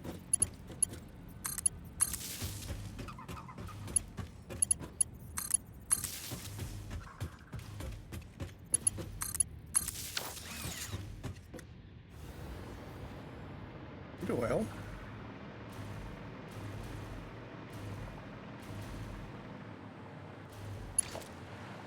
Got one. Second one. I will paint these. Place them all at once, and then I'll paint them all.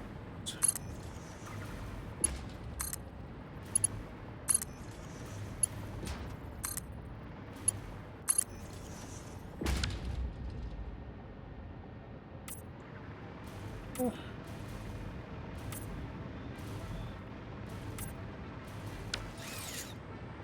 Water?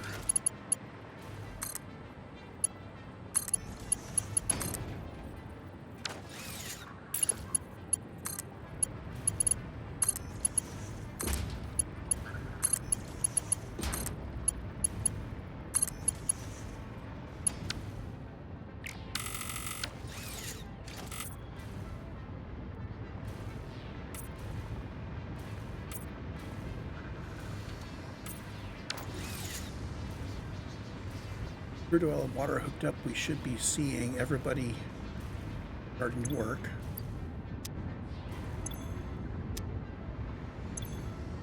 Yep.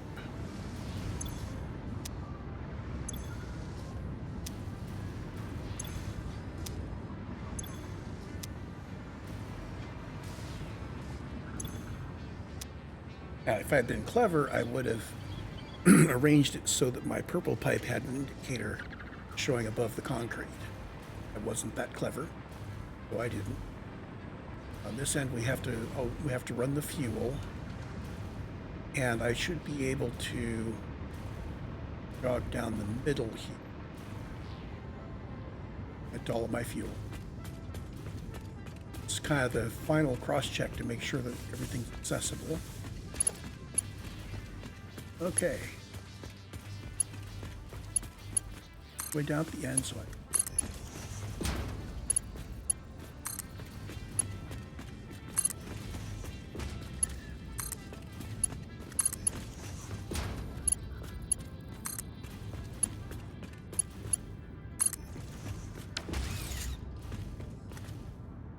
So how much fuel am I turning out? Let's make sure I haven't overloaded this. Diluted fuel is turning out a total of 800.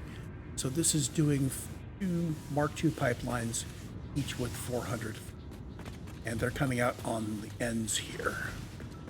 They're going to need a pump, and they're going to need to go vertical, and that's all going to happen outside the blue area.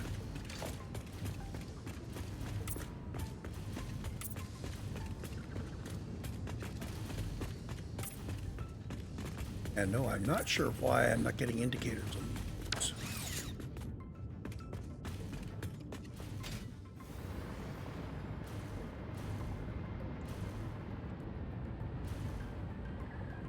Guy's coming out here. Guy's gonna be coming out here.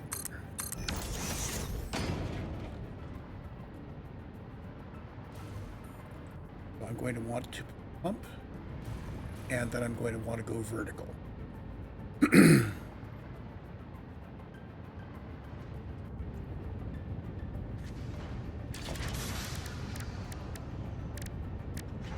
Use Mark IIs, because I'm a glutton for punishment. I really want to have good power on these guys.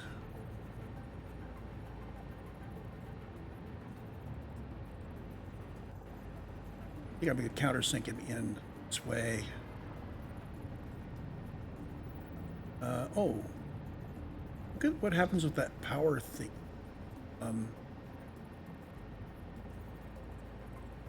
Yeah, I do want him. Yeah, I'll put him here. Early outside.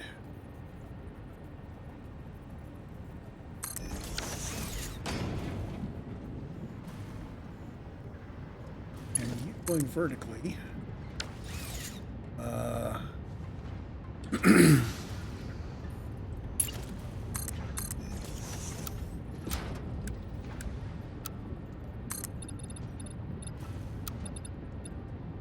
Each one uses 4 meters, so 5 would be, ooh, that would be 40 meters. We've got a 50-meter run on, so I'm going to see if I can go all the way up to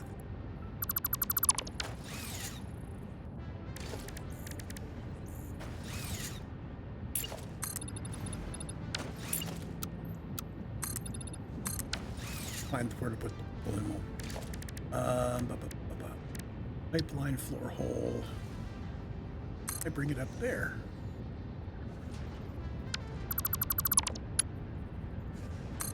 And Mark II. Up.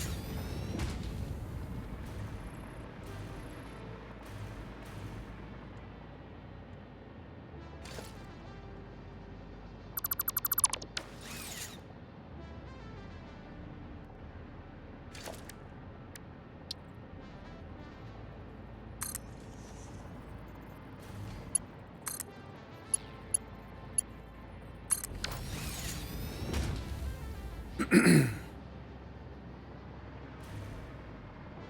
doubt I'm going to be able to hover all the way up to this level. Oh, you're kidding me. Sweet.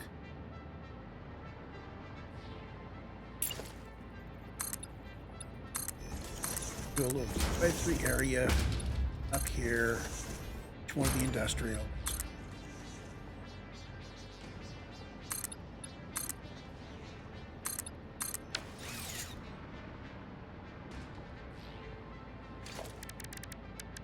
Organization. Industrial fluid buffer. So the number one question is, can I pump it this high? And the number two question is, can I fill an industrial fluid buffer at this level from down there? These guys require more head lift. Really important thing is just that I get to this. See it coming in. We are too high. No, he doesn't have any power. Temporary power.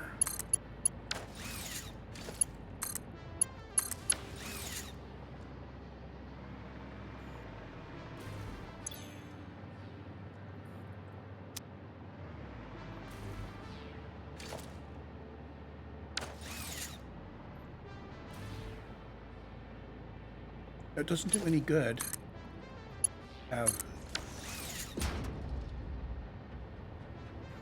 There we go.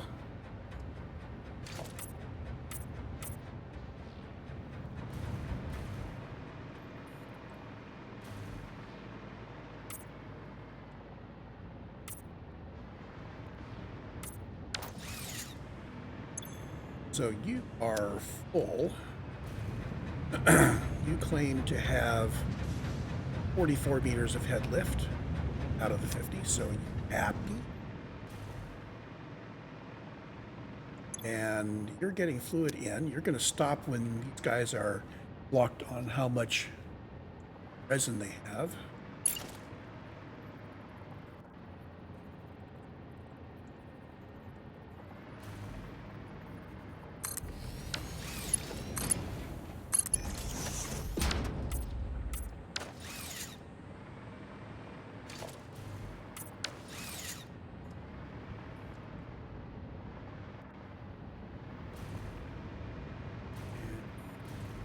Great.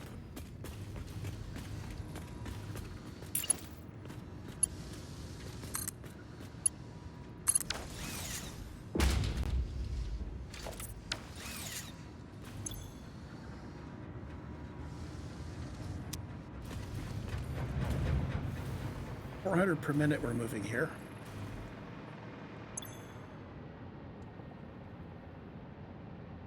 So got a bit of a backlog. We're pumping in at almost 600. Oh, 600 per minute. And now we can take one of these guys over there and one of them over to there. Beautiful. 2 hours it took us to do this. That's not bad. 2 hours to get 800 fuel per minute out of one normal oil node. I get. The other thing is, well, 2 more things. I need to prune away these guys. I need to put permanent power on the... And I need to deal with the products. Let's take out the... First I need...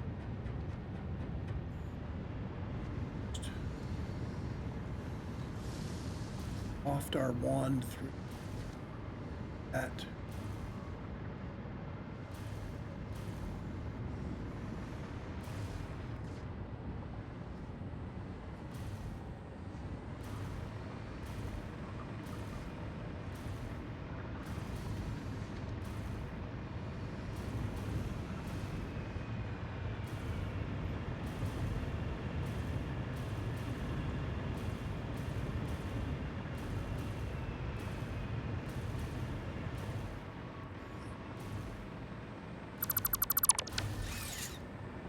Everybody still have power? I still see green. I am still hovering. Still see here. Pumps no longer have power because I hooked them temporarily. Now.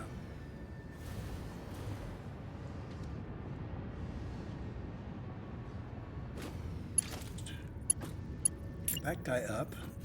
I'm going to want power coming in on this side. That wire. Ourselves underneath all outlet here.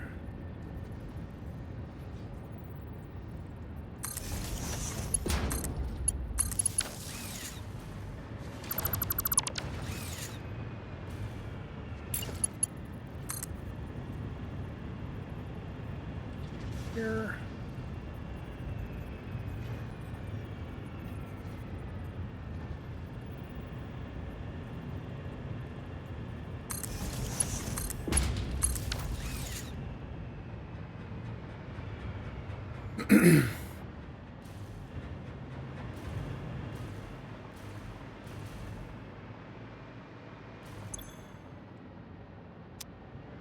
That's building up fuel very quickly. I like it.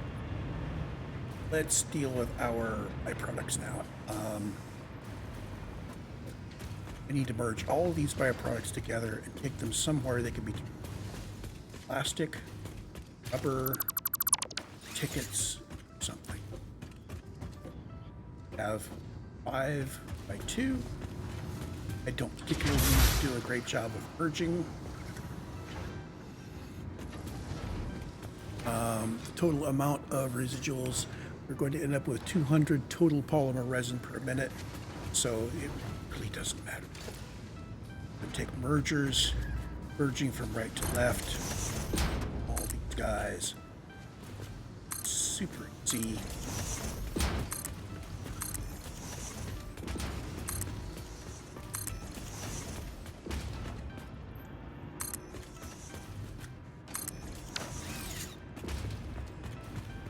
And these are going to come out here. I'm going to make a turn. I'm going to merge them here.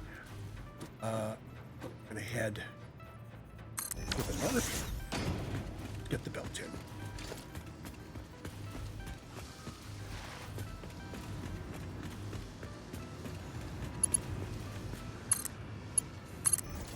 So you'll see the little markers coming down, which are the legs of the refineries and the blenders. Do not like. Those should be buried in the foundations, even though the foundations are only 1 deep. Should stop with it.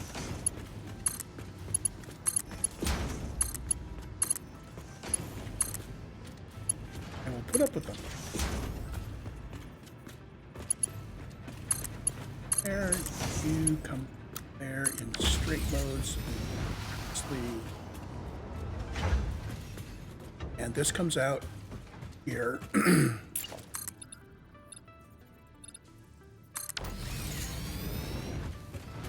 So what do I want to do with these? Well, I want to put in tires, but we're not ending the recording yet.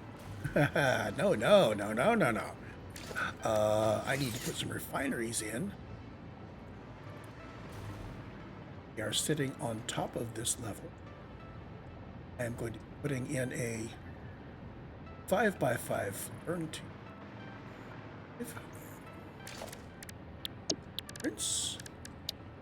5x5 concrete slab.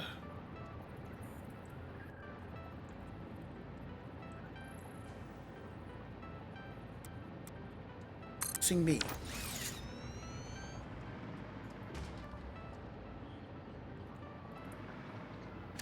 Now, we're going to go back to our blueprints.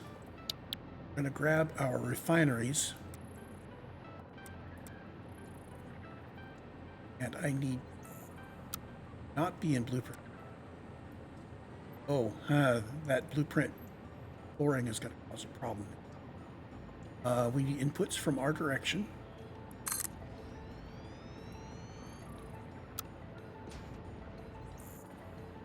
That's just going to stubborn, so we're going to get rid of the slab. Shouldn't have put that in. Oh well, I should have just zooped it. I'll put it back in later because that's a great place to put a floor.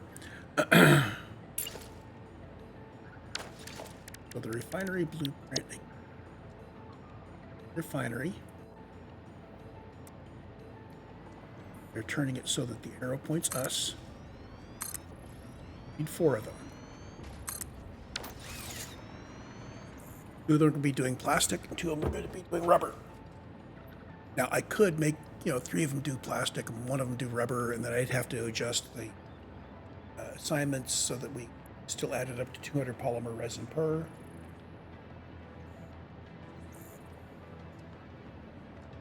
I could do a priority splitter here so that we have 3 guys doing plastic, 1 doing rubber, or 1 doing rubber and 3 doing plastic, and send you keep this guy busy doing rubber with his 1 machine and then send the other 3 evenly spaced. I think I'm going to do that. Put our floor back in so I don't fall through. Are in default mode, not blueprint mode. And there's our floor. And your skirt going around it.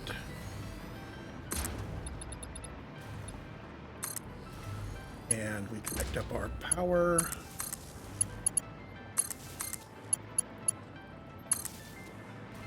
Still need to put in the mid-floor, which is the level where we normally connect power.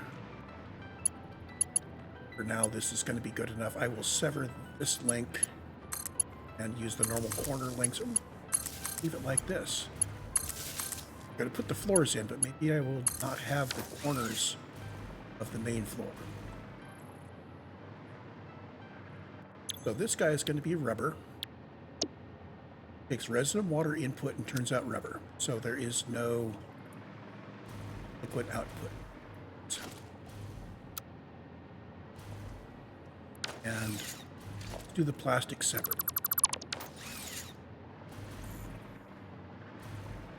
Rubber and his input is water.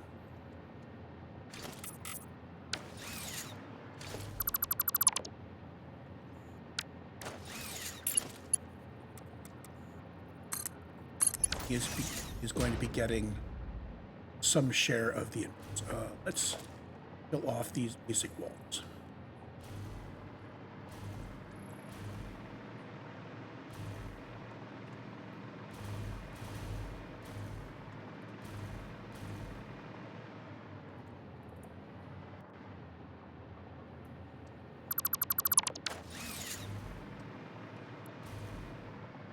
These guys are going to be plastic, so residual plastic.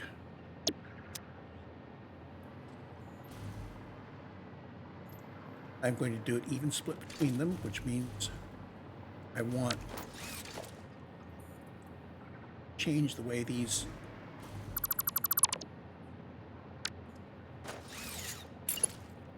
guys are going to be taking from the middle. We're going to put our 1 to 3 splitter in the middle. Guys can be taken front, so our 1 to 3 splitters offset this way a little bit. Splitter take from B, send it out to the guys.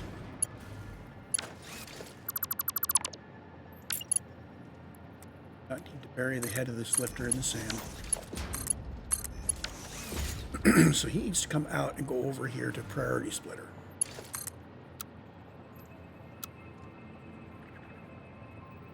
Priority splitter needs to be on this line.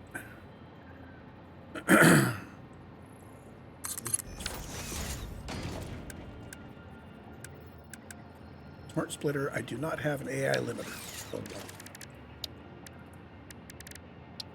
Always doing this. I probably ought to put AI limiters in the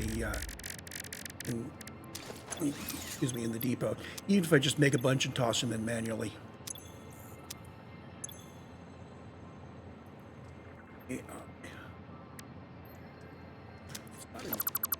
I keep doing that. Crafting bag.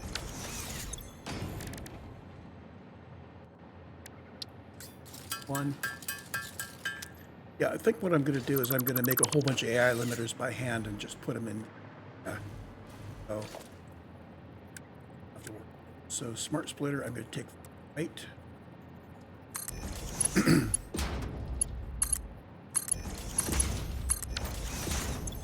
Are going to be sending everything through the center output until he is saturated, which is going to happen very quickly, and then the remainder will go through the right. This machine can only sink 40 resin per minute. It's got 200 coming in. So that will get us our split. These guys can sink 60 per minute each. That's 180. So our total sink here is bigger than what it might otherwise be. I'm going to put another smart splitter in over here, just in case.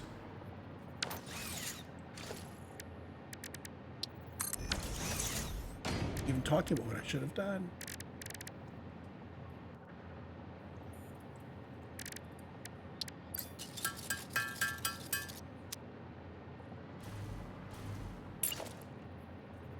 So once we have filled up the rubber machine, we're going to fill up the plastic machines. If the plastic machines back up, we have another output.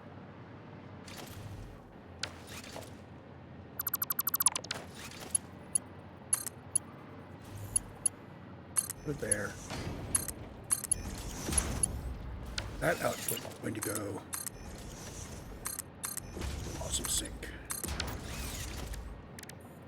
Because we absolutely need to make sure every byproduct, no matter what gets backed up where, manages to get pulled out. Fine.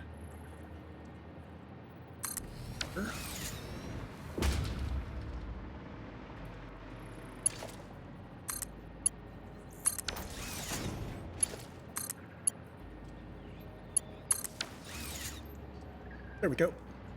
I'm going to go to straight mode. Oh, I'm in straight mode. So that belt just comes in nicely angled. Here it comes, and he's going to do nothing because he has fluid inputs. He's got plenty of water, plenty of rubber, plenty of power.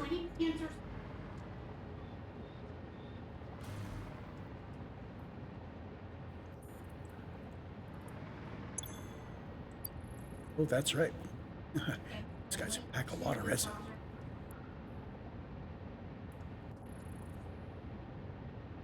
So 200. We start flowing this way. I forgot to put.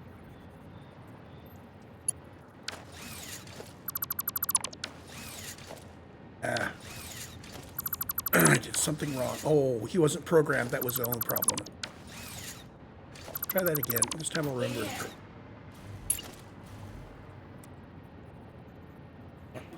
On the left. Any overflow.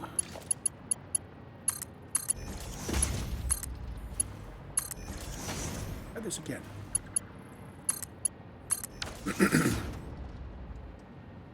Going there.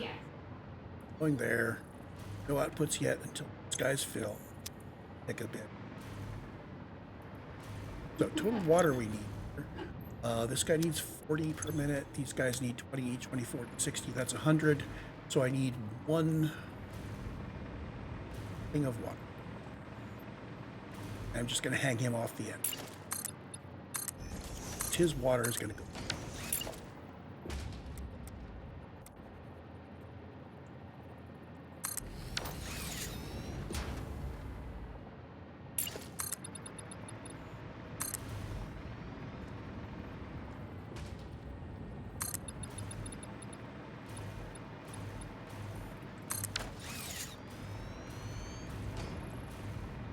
Need a pump because he needs to rise to that level. I'm not sure that's within 10 meters. We're allowed. We're going to pump in like that. I am going same section there. Overkill on the straight line as far as I can. Bring it to the midway.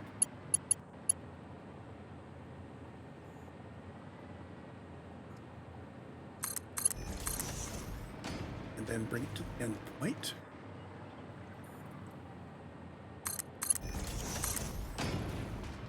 pressurized, so we can all of these guys together.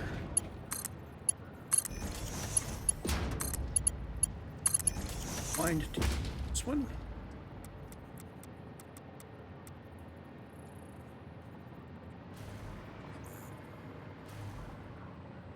That.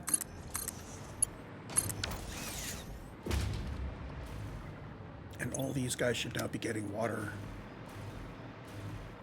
Ah, this guy didn't have.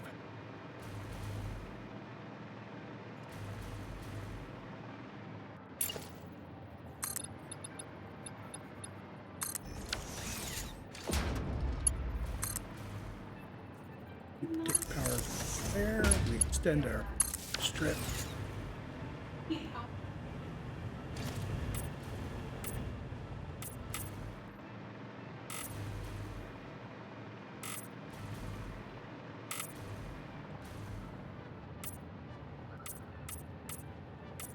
Notice that now all of our resin is dumped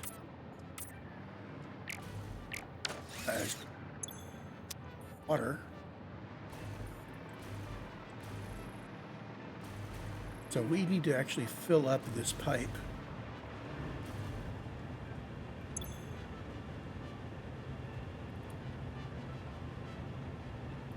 His head lift won't start going up until he actually manages to fill up that first pipe.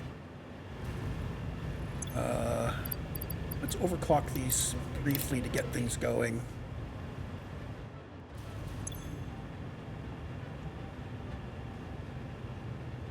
So he can source 300 cubic meters a minute.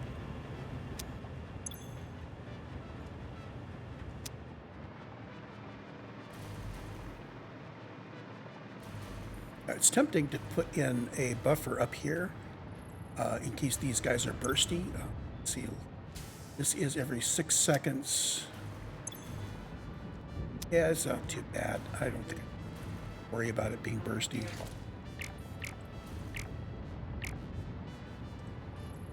I swear that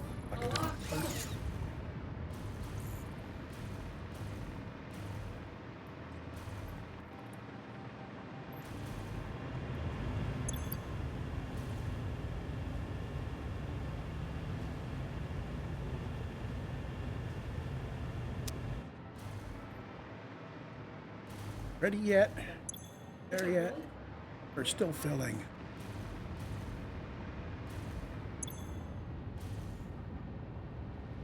Oh. We may need a buffer.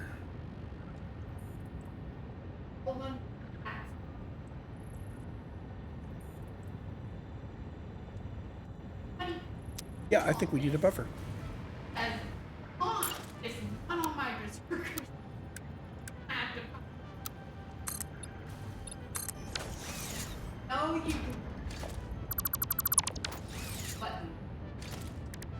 Oh, let's see, organization. I'm gonna go fluid buffer. Don't need a big one. Small one will do. I'm gonna center it there.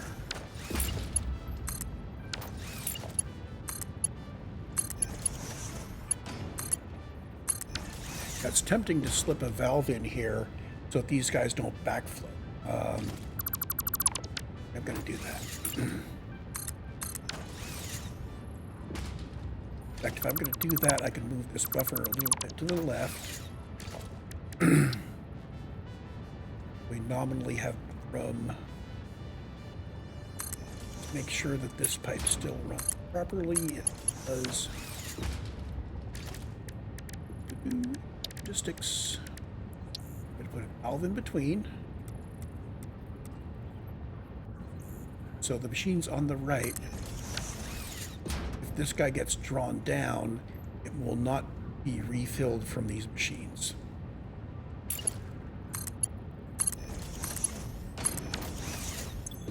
And the valve is not limiting us. That's the other thing you could do with the valve is limit it. If you only want a certain maximum amount of a fluid to go some direction, that's great.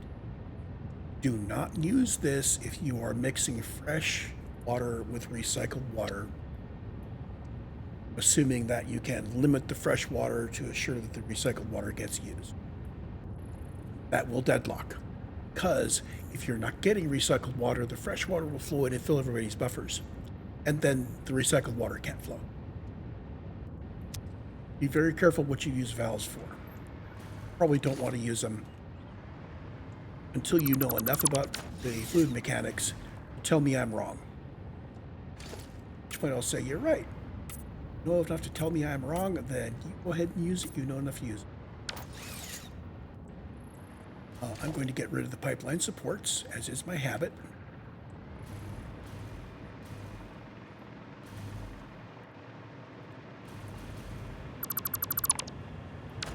I am thinking in terms of an aesthetic for my floating platforms, where I actually use signs set to emit in some color like bright cyan and make it look like they're high-tech electronic lifters. So yes, I will be revisiting my concrete pylons. We're going to turn them into hovering electronic anti-gravity whatever pads. Really high-tech. So my ideas on aesthetics are beginning to come together. It's good that I left off doing aesthetic work until Tier 9. So, should be running here. We have probably filled up our buffers. Yes, we have filled up our buffers.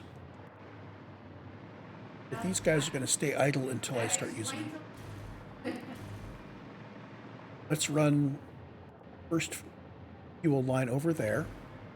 So at 2 hours we had this working, and it took me another 20 minutes to get these guys set up. Hold on. I need to trim off the fluid outputs here, and I need to deal with their solid outputs. Not done yet. So this is the solid output for rubber. I need to put him in a box, have the box provided to the depot, and I need to have a belt coming out that's going to take it back to the belts.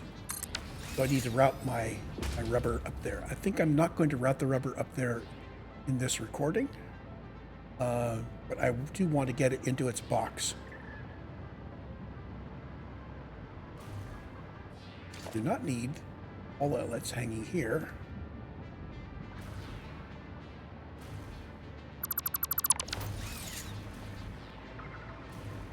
I do want to put the flooring in, which I will bring up to this wall. I'm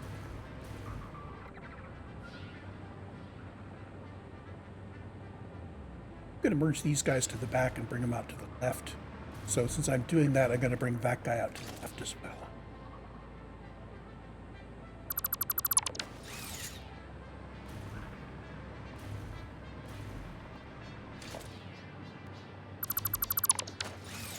So you two put it inward. A merger, and you're going toward the middle of the print.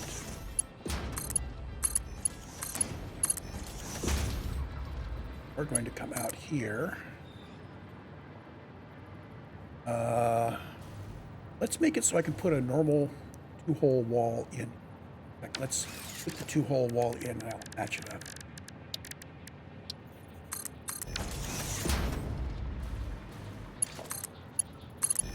That means that this guy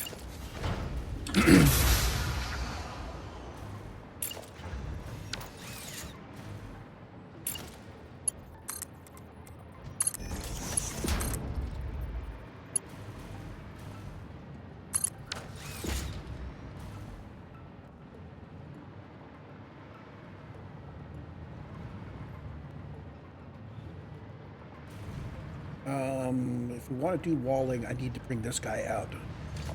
Proper axis. Let's rerun this line.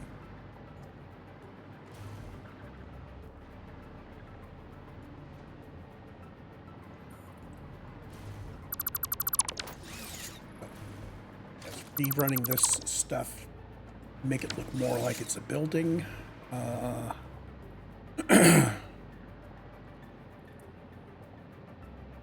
Coming in here, and make a curve, so this is going to be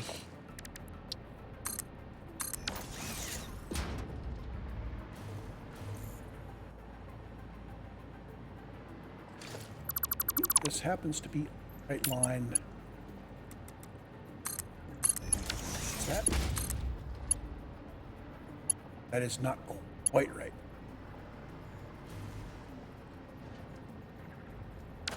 Not going to be able to. I can make that curve with a split. Okay, we'll work it out. Go in there. You are going to come in this line so that you are a straight shot to the output. Smart splitter from there. Smart splitter, setter that way. Him.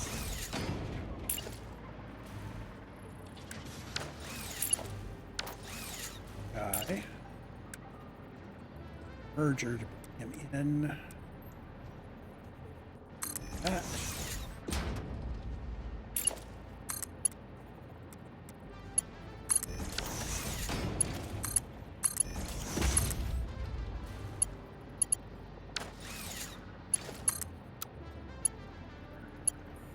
Whoops. Turn you the right way. This line at that level.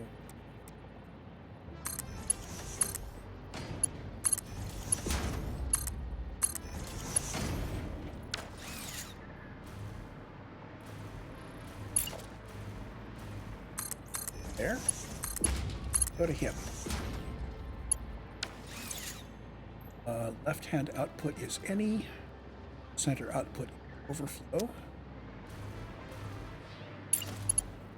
Here we have center output is any, and right-hand side is overflow. Of course, we're not going to get any more resin until we start using some of that fuel. Oh, I know what I can do.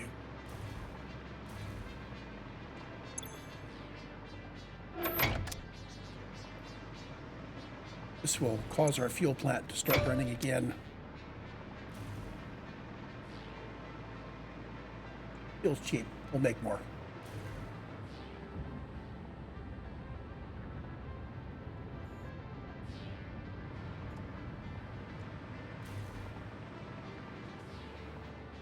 And byproduct goes this way. And more byproduct. So it's going to take a moment to fill. Essentially, it's filling the lifter belts.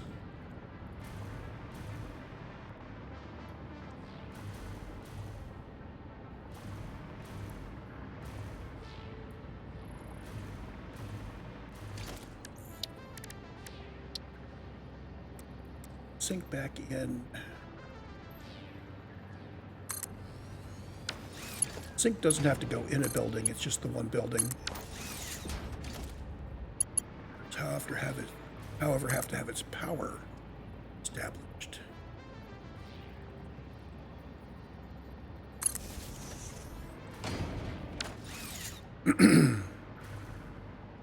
About these guys, start out with basic walls.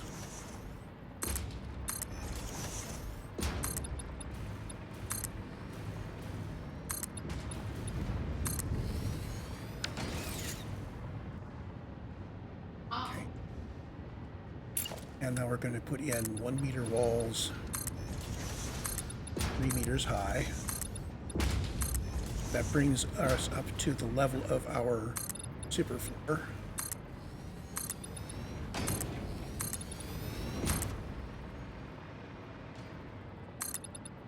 The reason why I want to do this right now is because I need to bring the power to the awesome shop.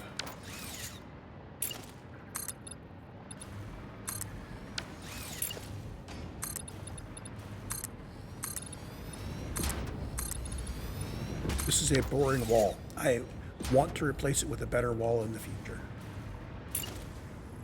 This is a boring foundation. I want to replace it with a better foundation in the future. I think I can just zoop these on through. It'll be easier if I zoop it from side to that instead of from that. Oh, actually, it's okay. This way.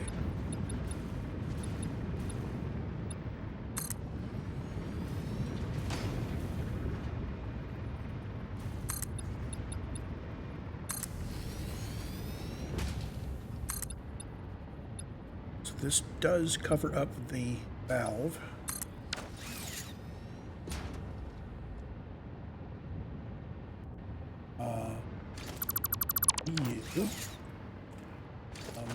I think I want to have foundation under you.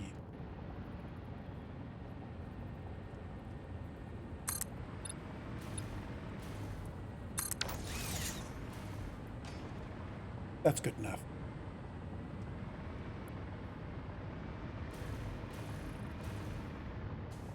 And you need to get power from in here somewhere. I am thinking, let's start off by here. Here. I'm just going to hook that up diagonally.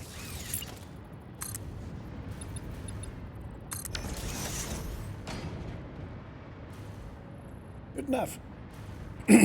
So this area is buttoned up. I will leave buttoning this up for off camera because it's going to be basically the same thing. I may do some little touches like something on the corners here. Long term, I need to figure out something much better to do than to just put them in boxes. This all started because I wanted to bring my outputs out over here.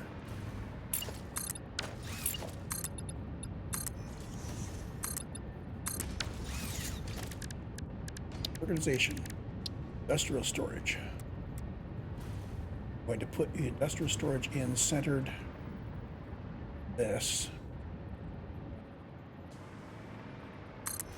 That.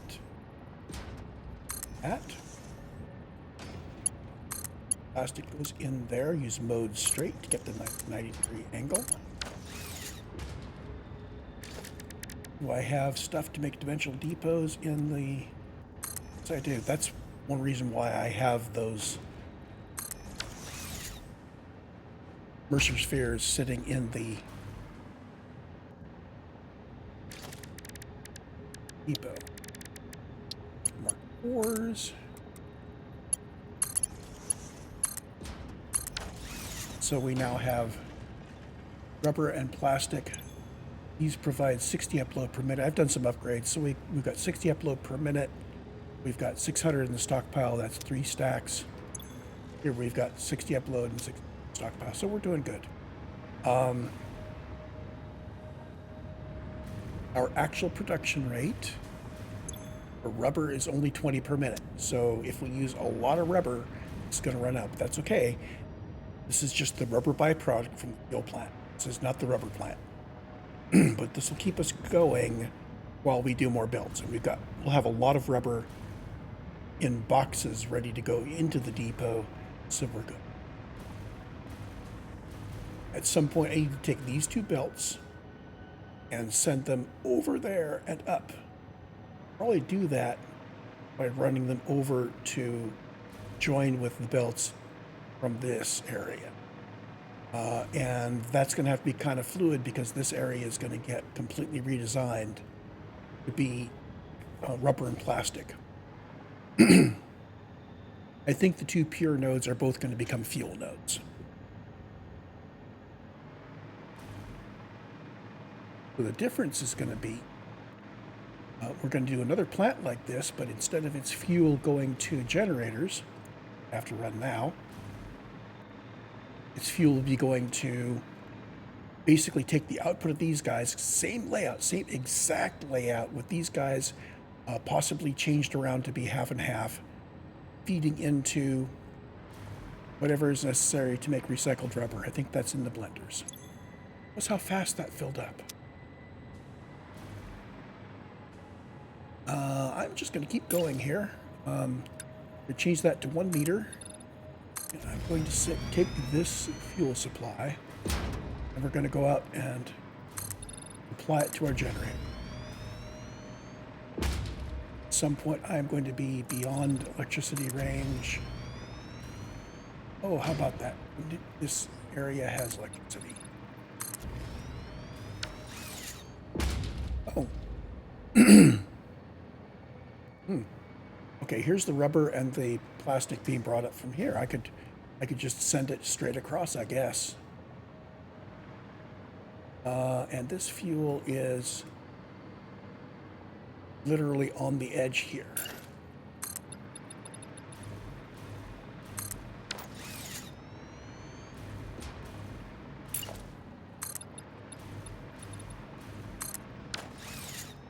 We're going to be obsoleting this. When we build a plant out here for rubber and plastic, it will be, no, this is the pure node.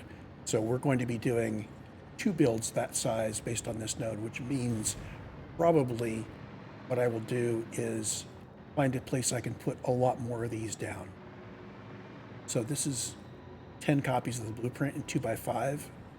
I need 4x5 and 4x5, 2x5. So I need 10x5 arrangement of that somewhere.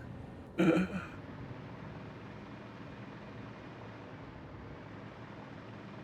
go get our fuel.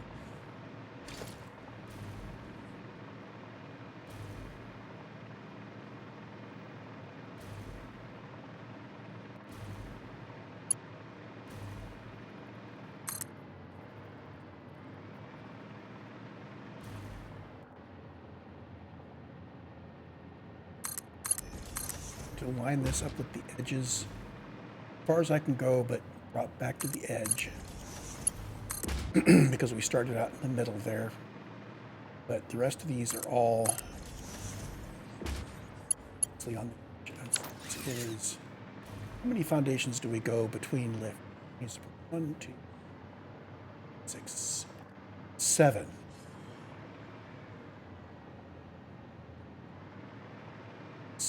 Really? 7?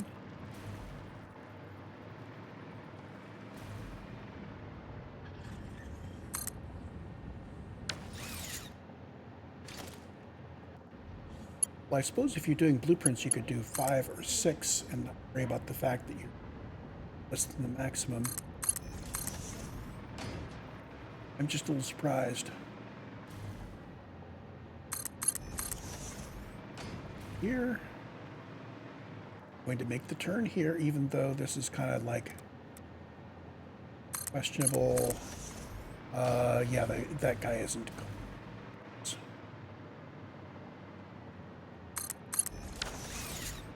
Yeah, we need to make the traversal downward anywhere along here.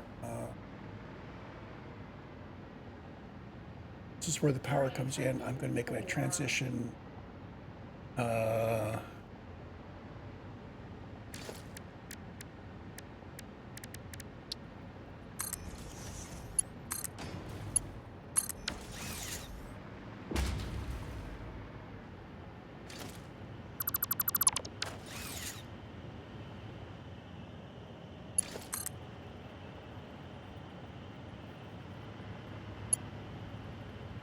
Okay, if I brought it over a little bit further,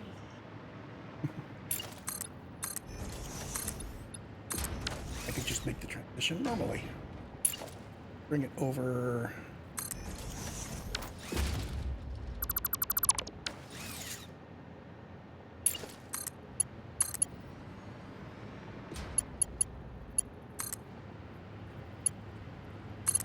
But these guys have enough fuel that they can keep going for a little while we set this up, and now he was.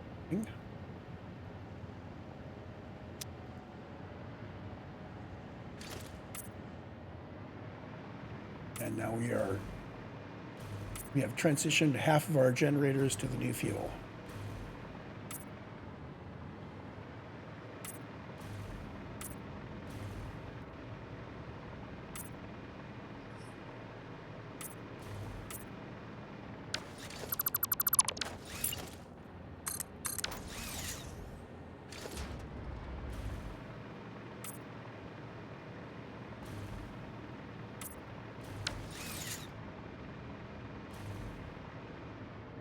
The other fuel goes over there.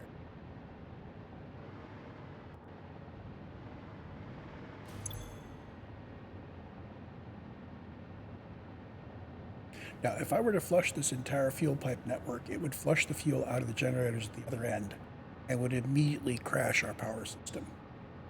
Might not be using enough power to cause it to go zero, but it would bring down our production by those 10 machines. Leave 2.5 gigawatts. We're not doing that.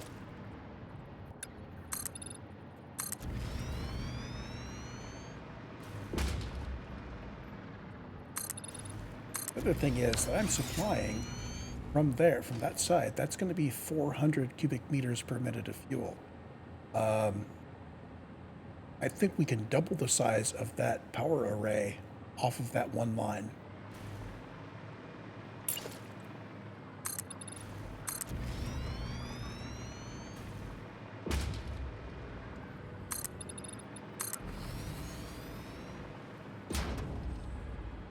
Now the downside is that by doing this way, by stopping the fuel flowing from this, I have also I've also prevented it from making any more rubber and plastic. So our rubber and plastic production is now going to be at risk. And I'm not sure how far I need to drag this. Probably. What I want to do is bring it over so it's right on the, I think it's this line right.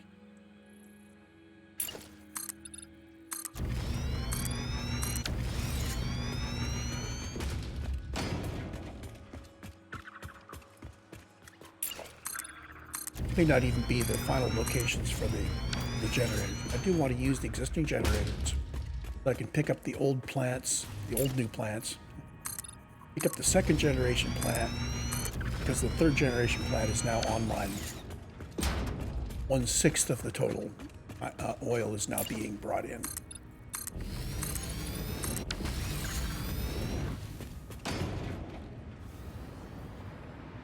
And this way, I'm gonna come down here.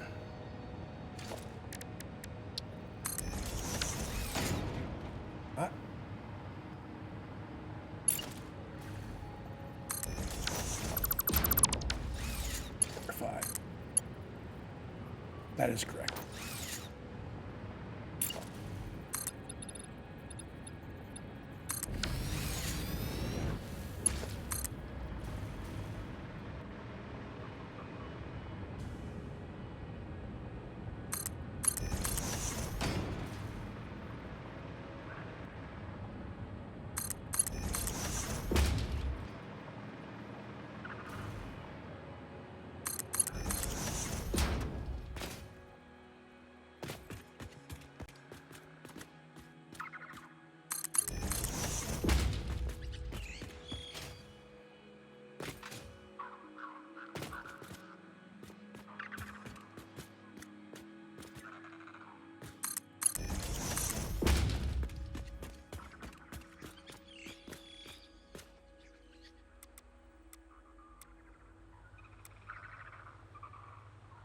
Here, 2 ticks.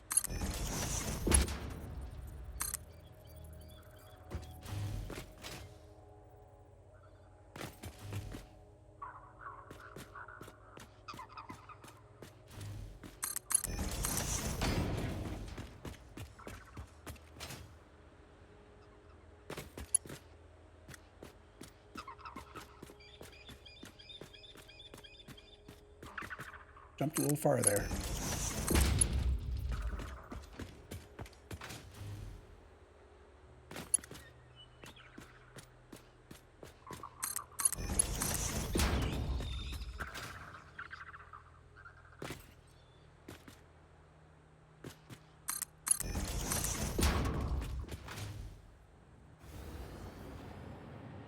Hover again. I could have brought power with me. It would have taken a little bit longer, but I would have been able to hover the whole time. Also, I should have done it from this direction, which would have kept my supports in sync. Not big, especially since I will probably just delete the supports. We have fuel. I'm just going to paint these after I verify they actually have fuel. That's actually a good habit to get. Either paint them by what you expect them to be and then hook them up, or paint them by what they actually have to act as confirmation. One or the other.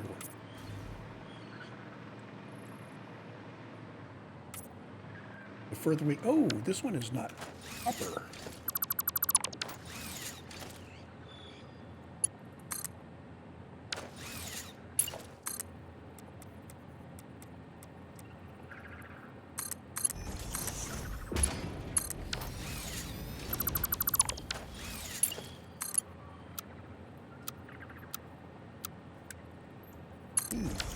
There.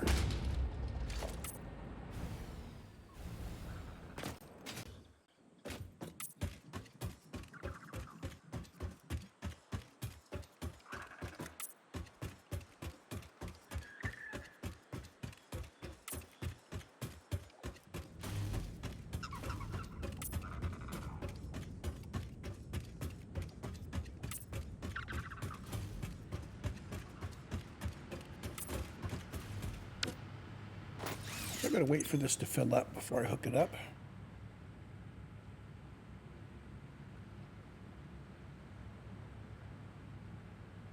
We do need 200 units per minute of fuel coming through this line steadily once we get it hooked up, so it's best to just wait until it's solidly filled.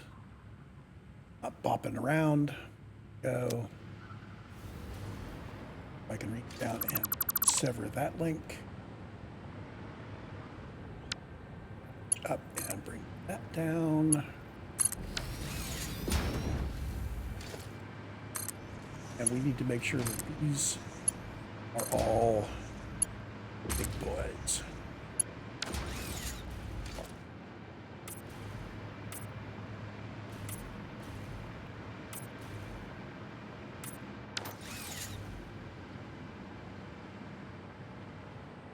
And again, this can be doubled.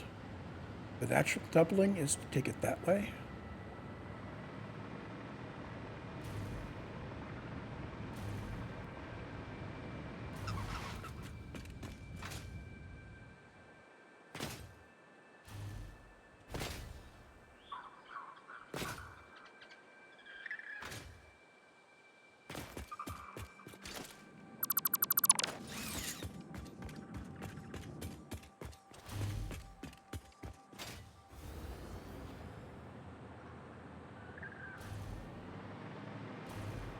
While I'm thinking about it,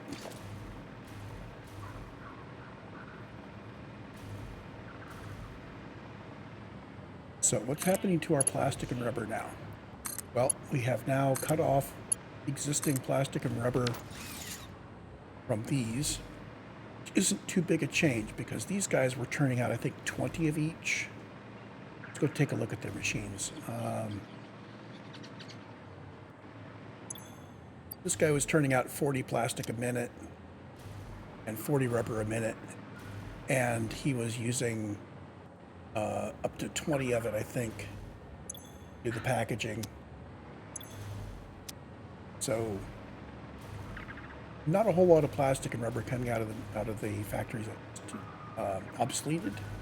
This factory over here was turning out the bulk of it because he was organized using the original recipes. which produce dot dot dot 20. Oh, oops. I thought I had higher production over here.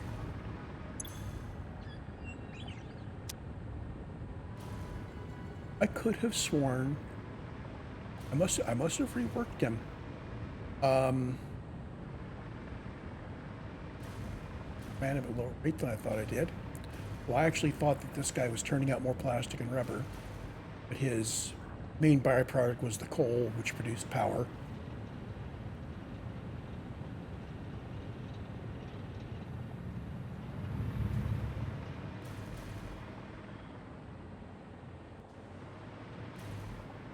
So as we develop this area, strategy is going to be to fill out the fuel plants properly, and then to decide how much fuel I want to divert producing recycled plastic and recycled rubber.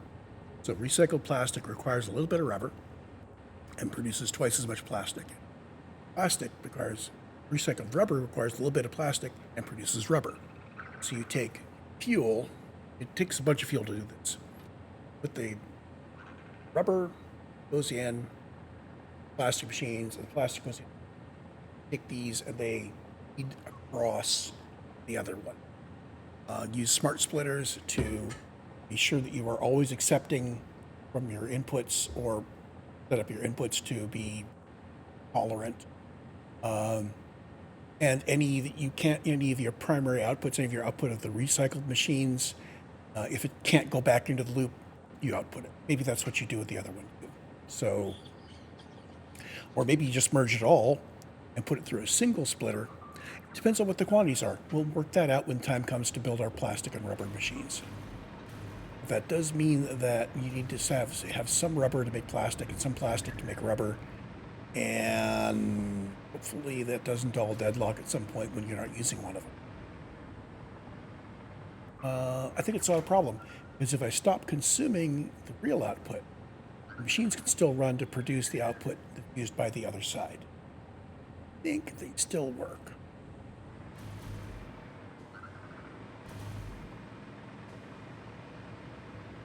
So we have done nothing to our generator, so we still have the same output. I believe that we are using precisely half of our generated fuel.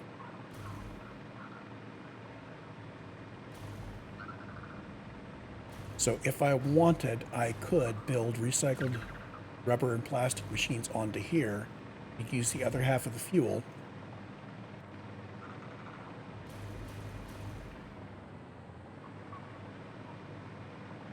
But I've got all of this stuff I can pick up now. Literally, I can pick it up because literally it can do nothing more. These machines cannot advance because their byproducts are deadlocked and their fuel output is deadlocked. The byproducts should be... Oh. I built these factories without a byproduct safety valve, did I? Oh, no, there it is. Okay. So the safety valve is if these guys can't build rubber and plastic, the resin gets siphoned out. That's fine. It gives us a little bit more cushion here. But now these guys can't progress. Now, I am not going to sit here. So I was originally not even going to run the fuel, but I think this is now getting up to 3 hours, so it's time to cut the recording. I'm going to go start planning the next steps, what I want to do for plastic and rubber, what I want to do for aluminum. Do I want to continue gardening in this area? Do I want to beef up my plastic and rubber from this guy before I do the rest of these so I have decent plastic and rubber? That may be the way to go.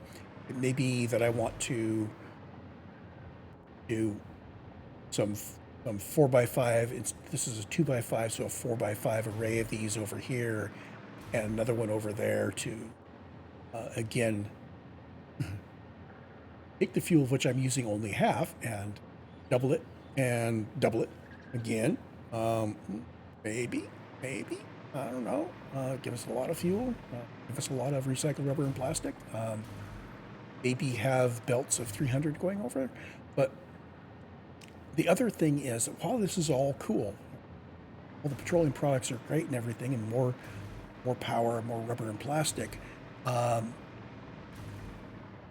still have the fact that I do not have enough aluminum to be able to consistently use Mark V belts yet.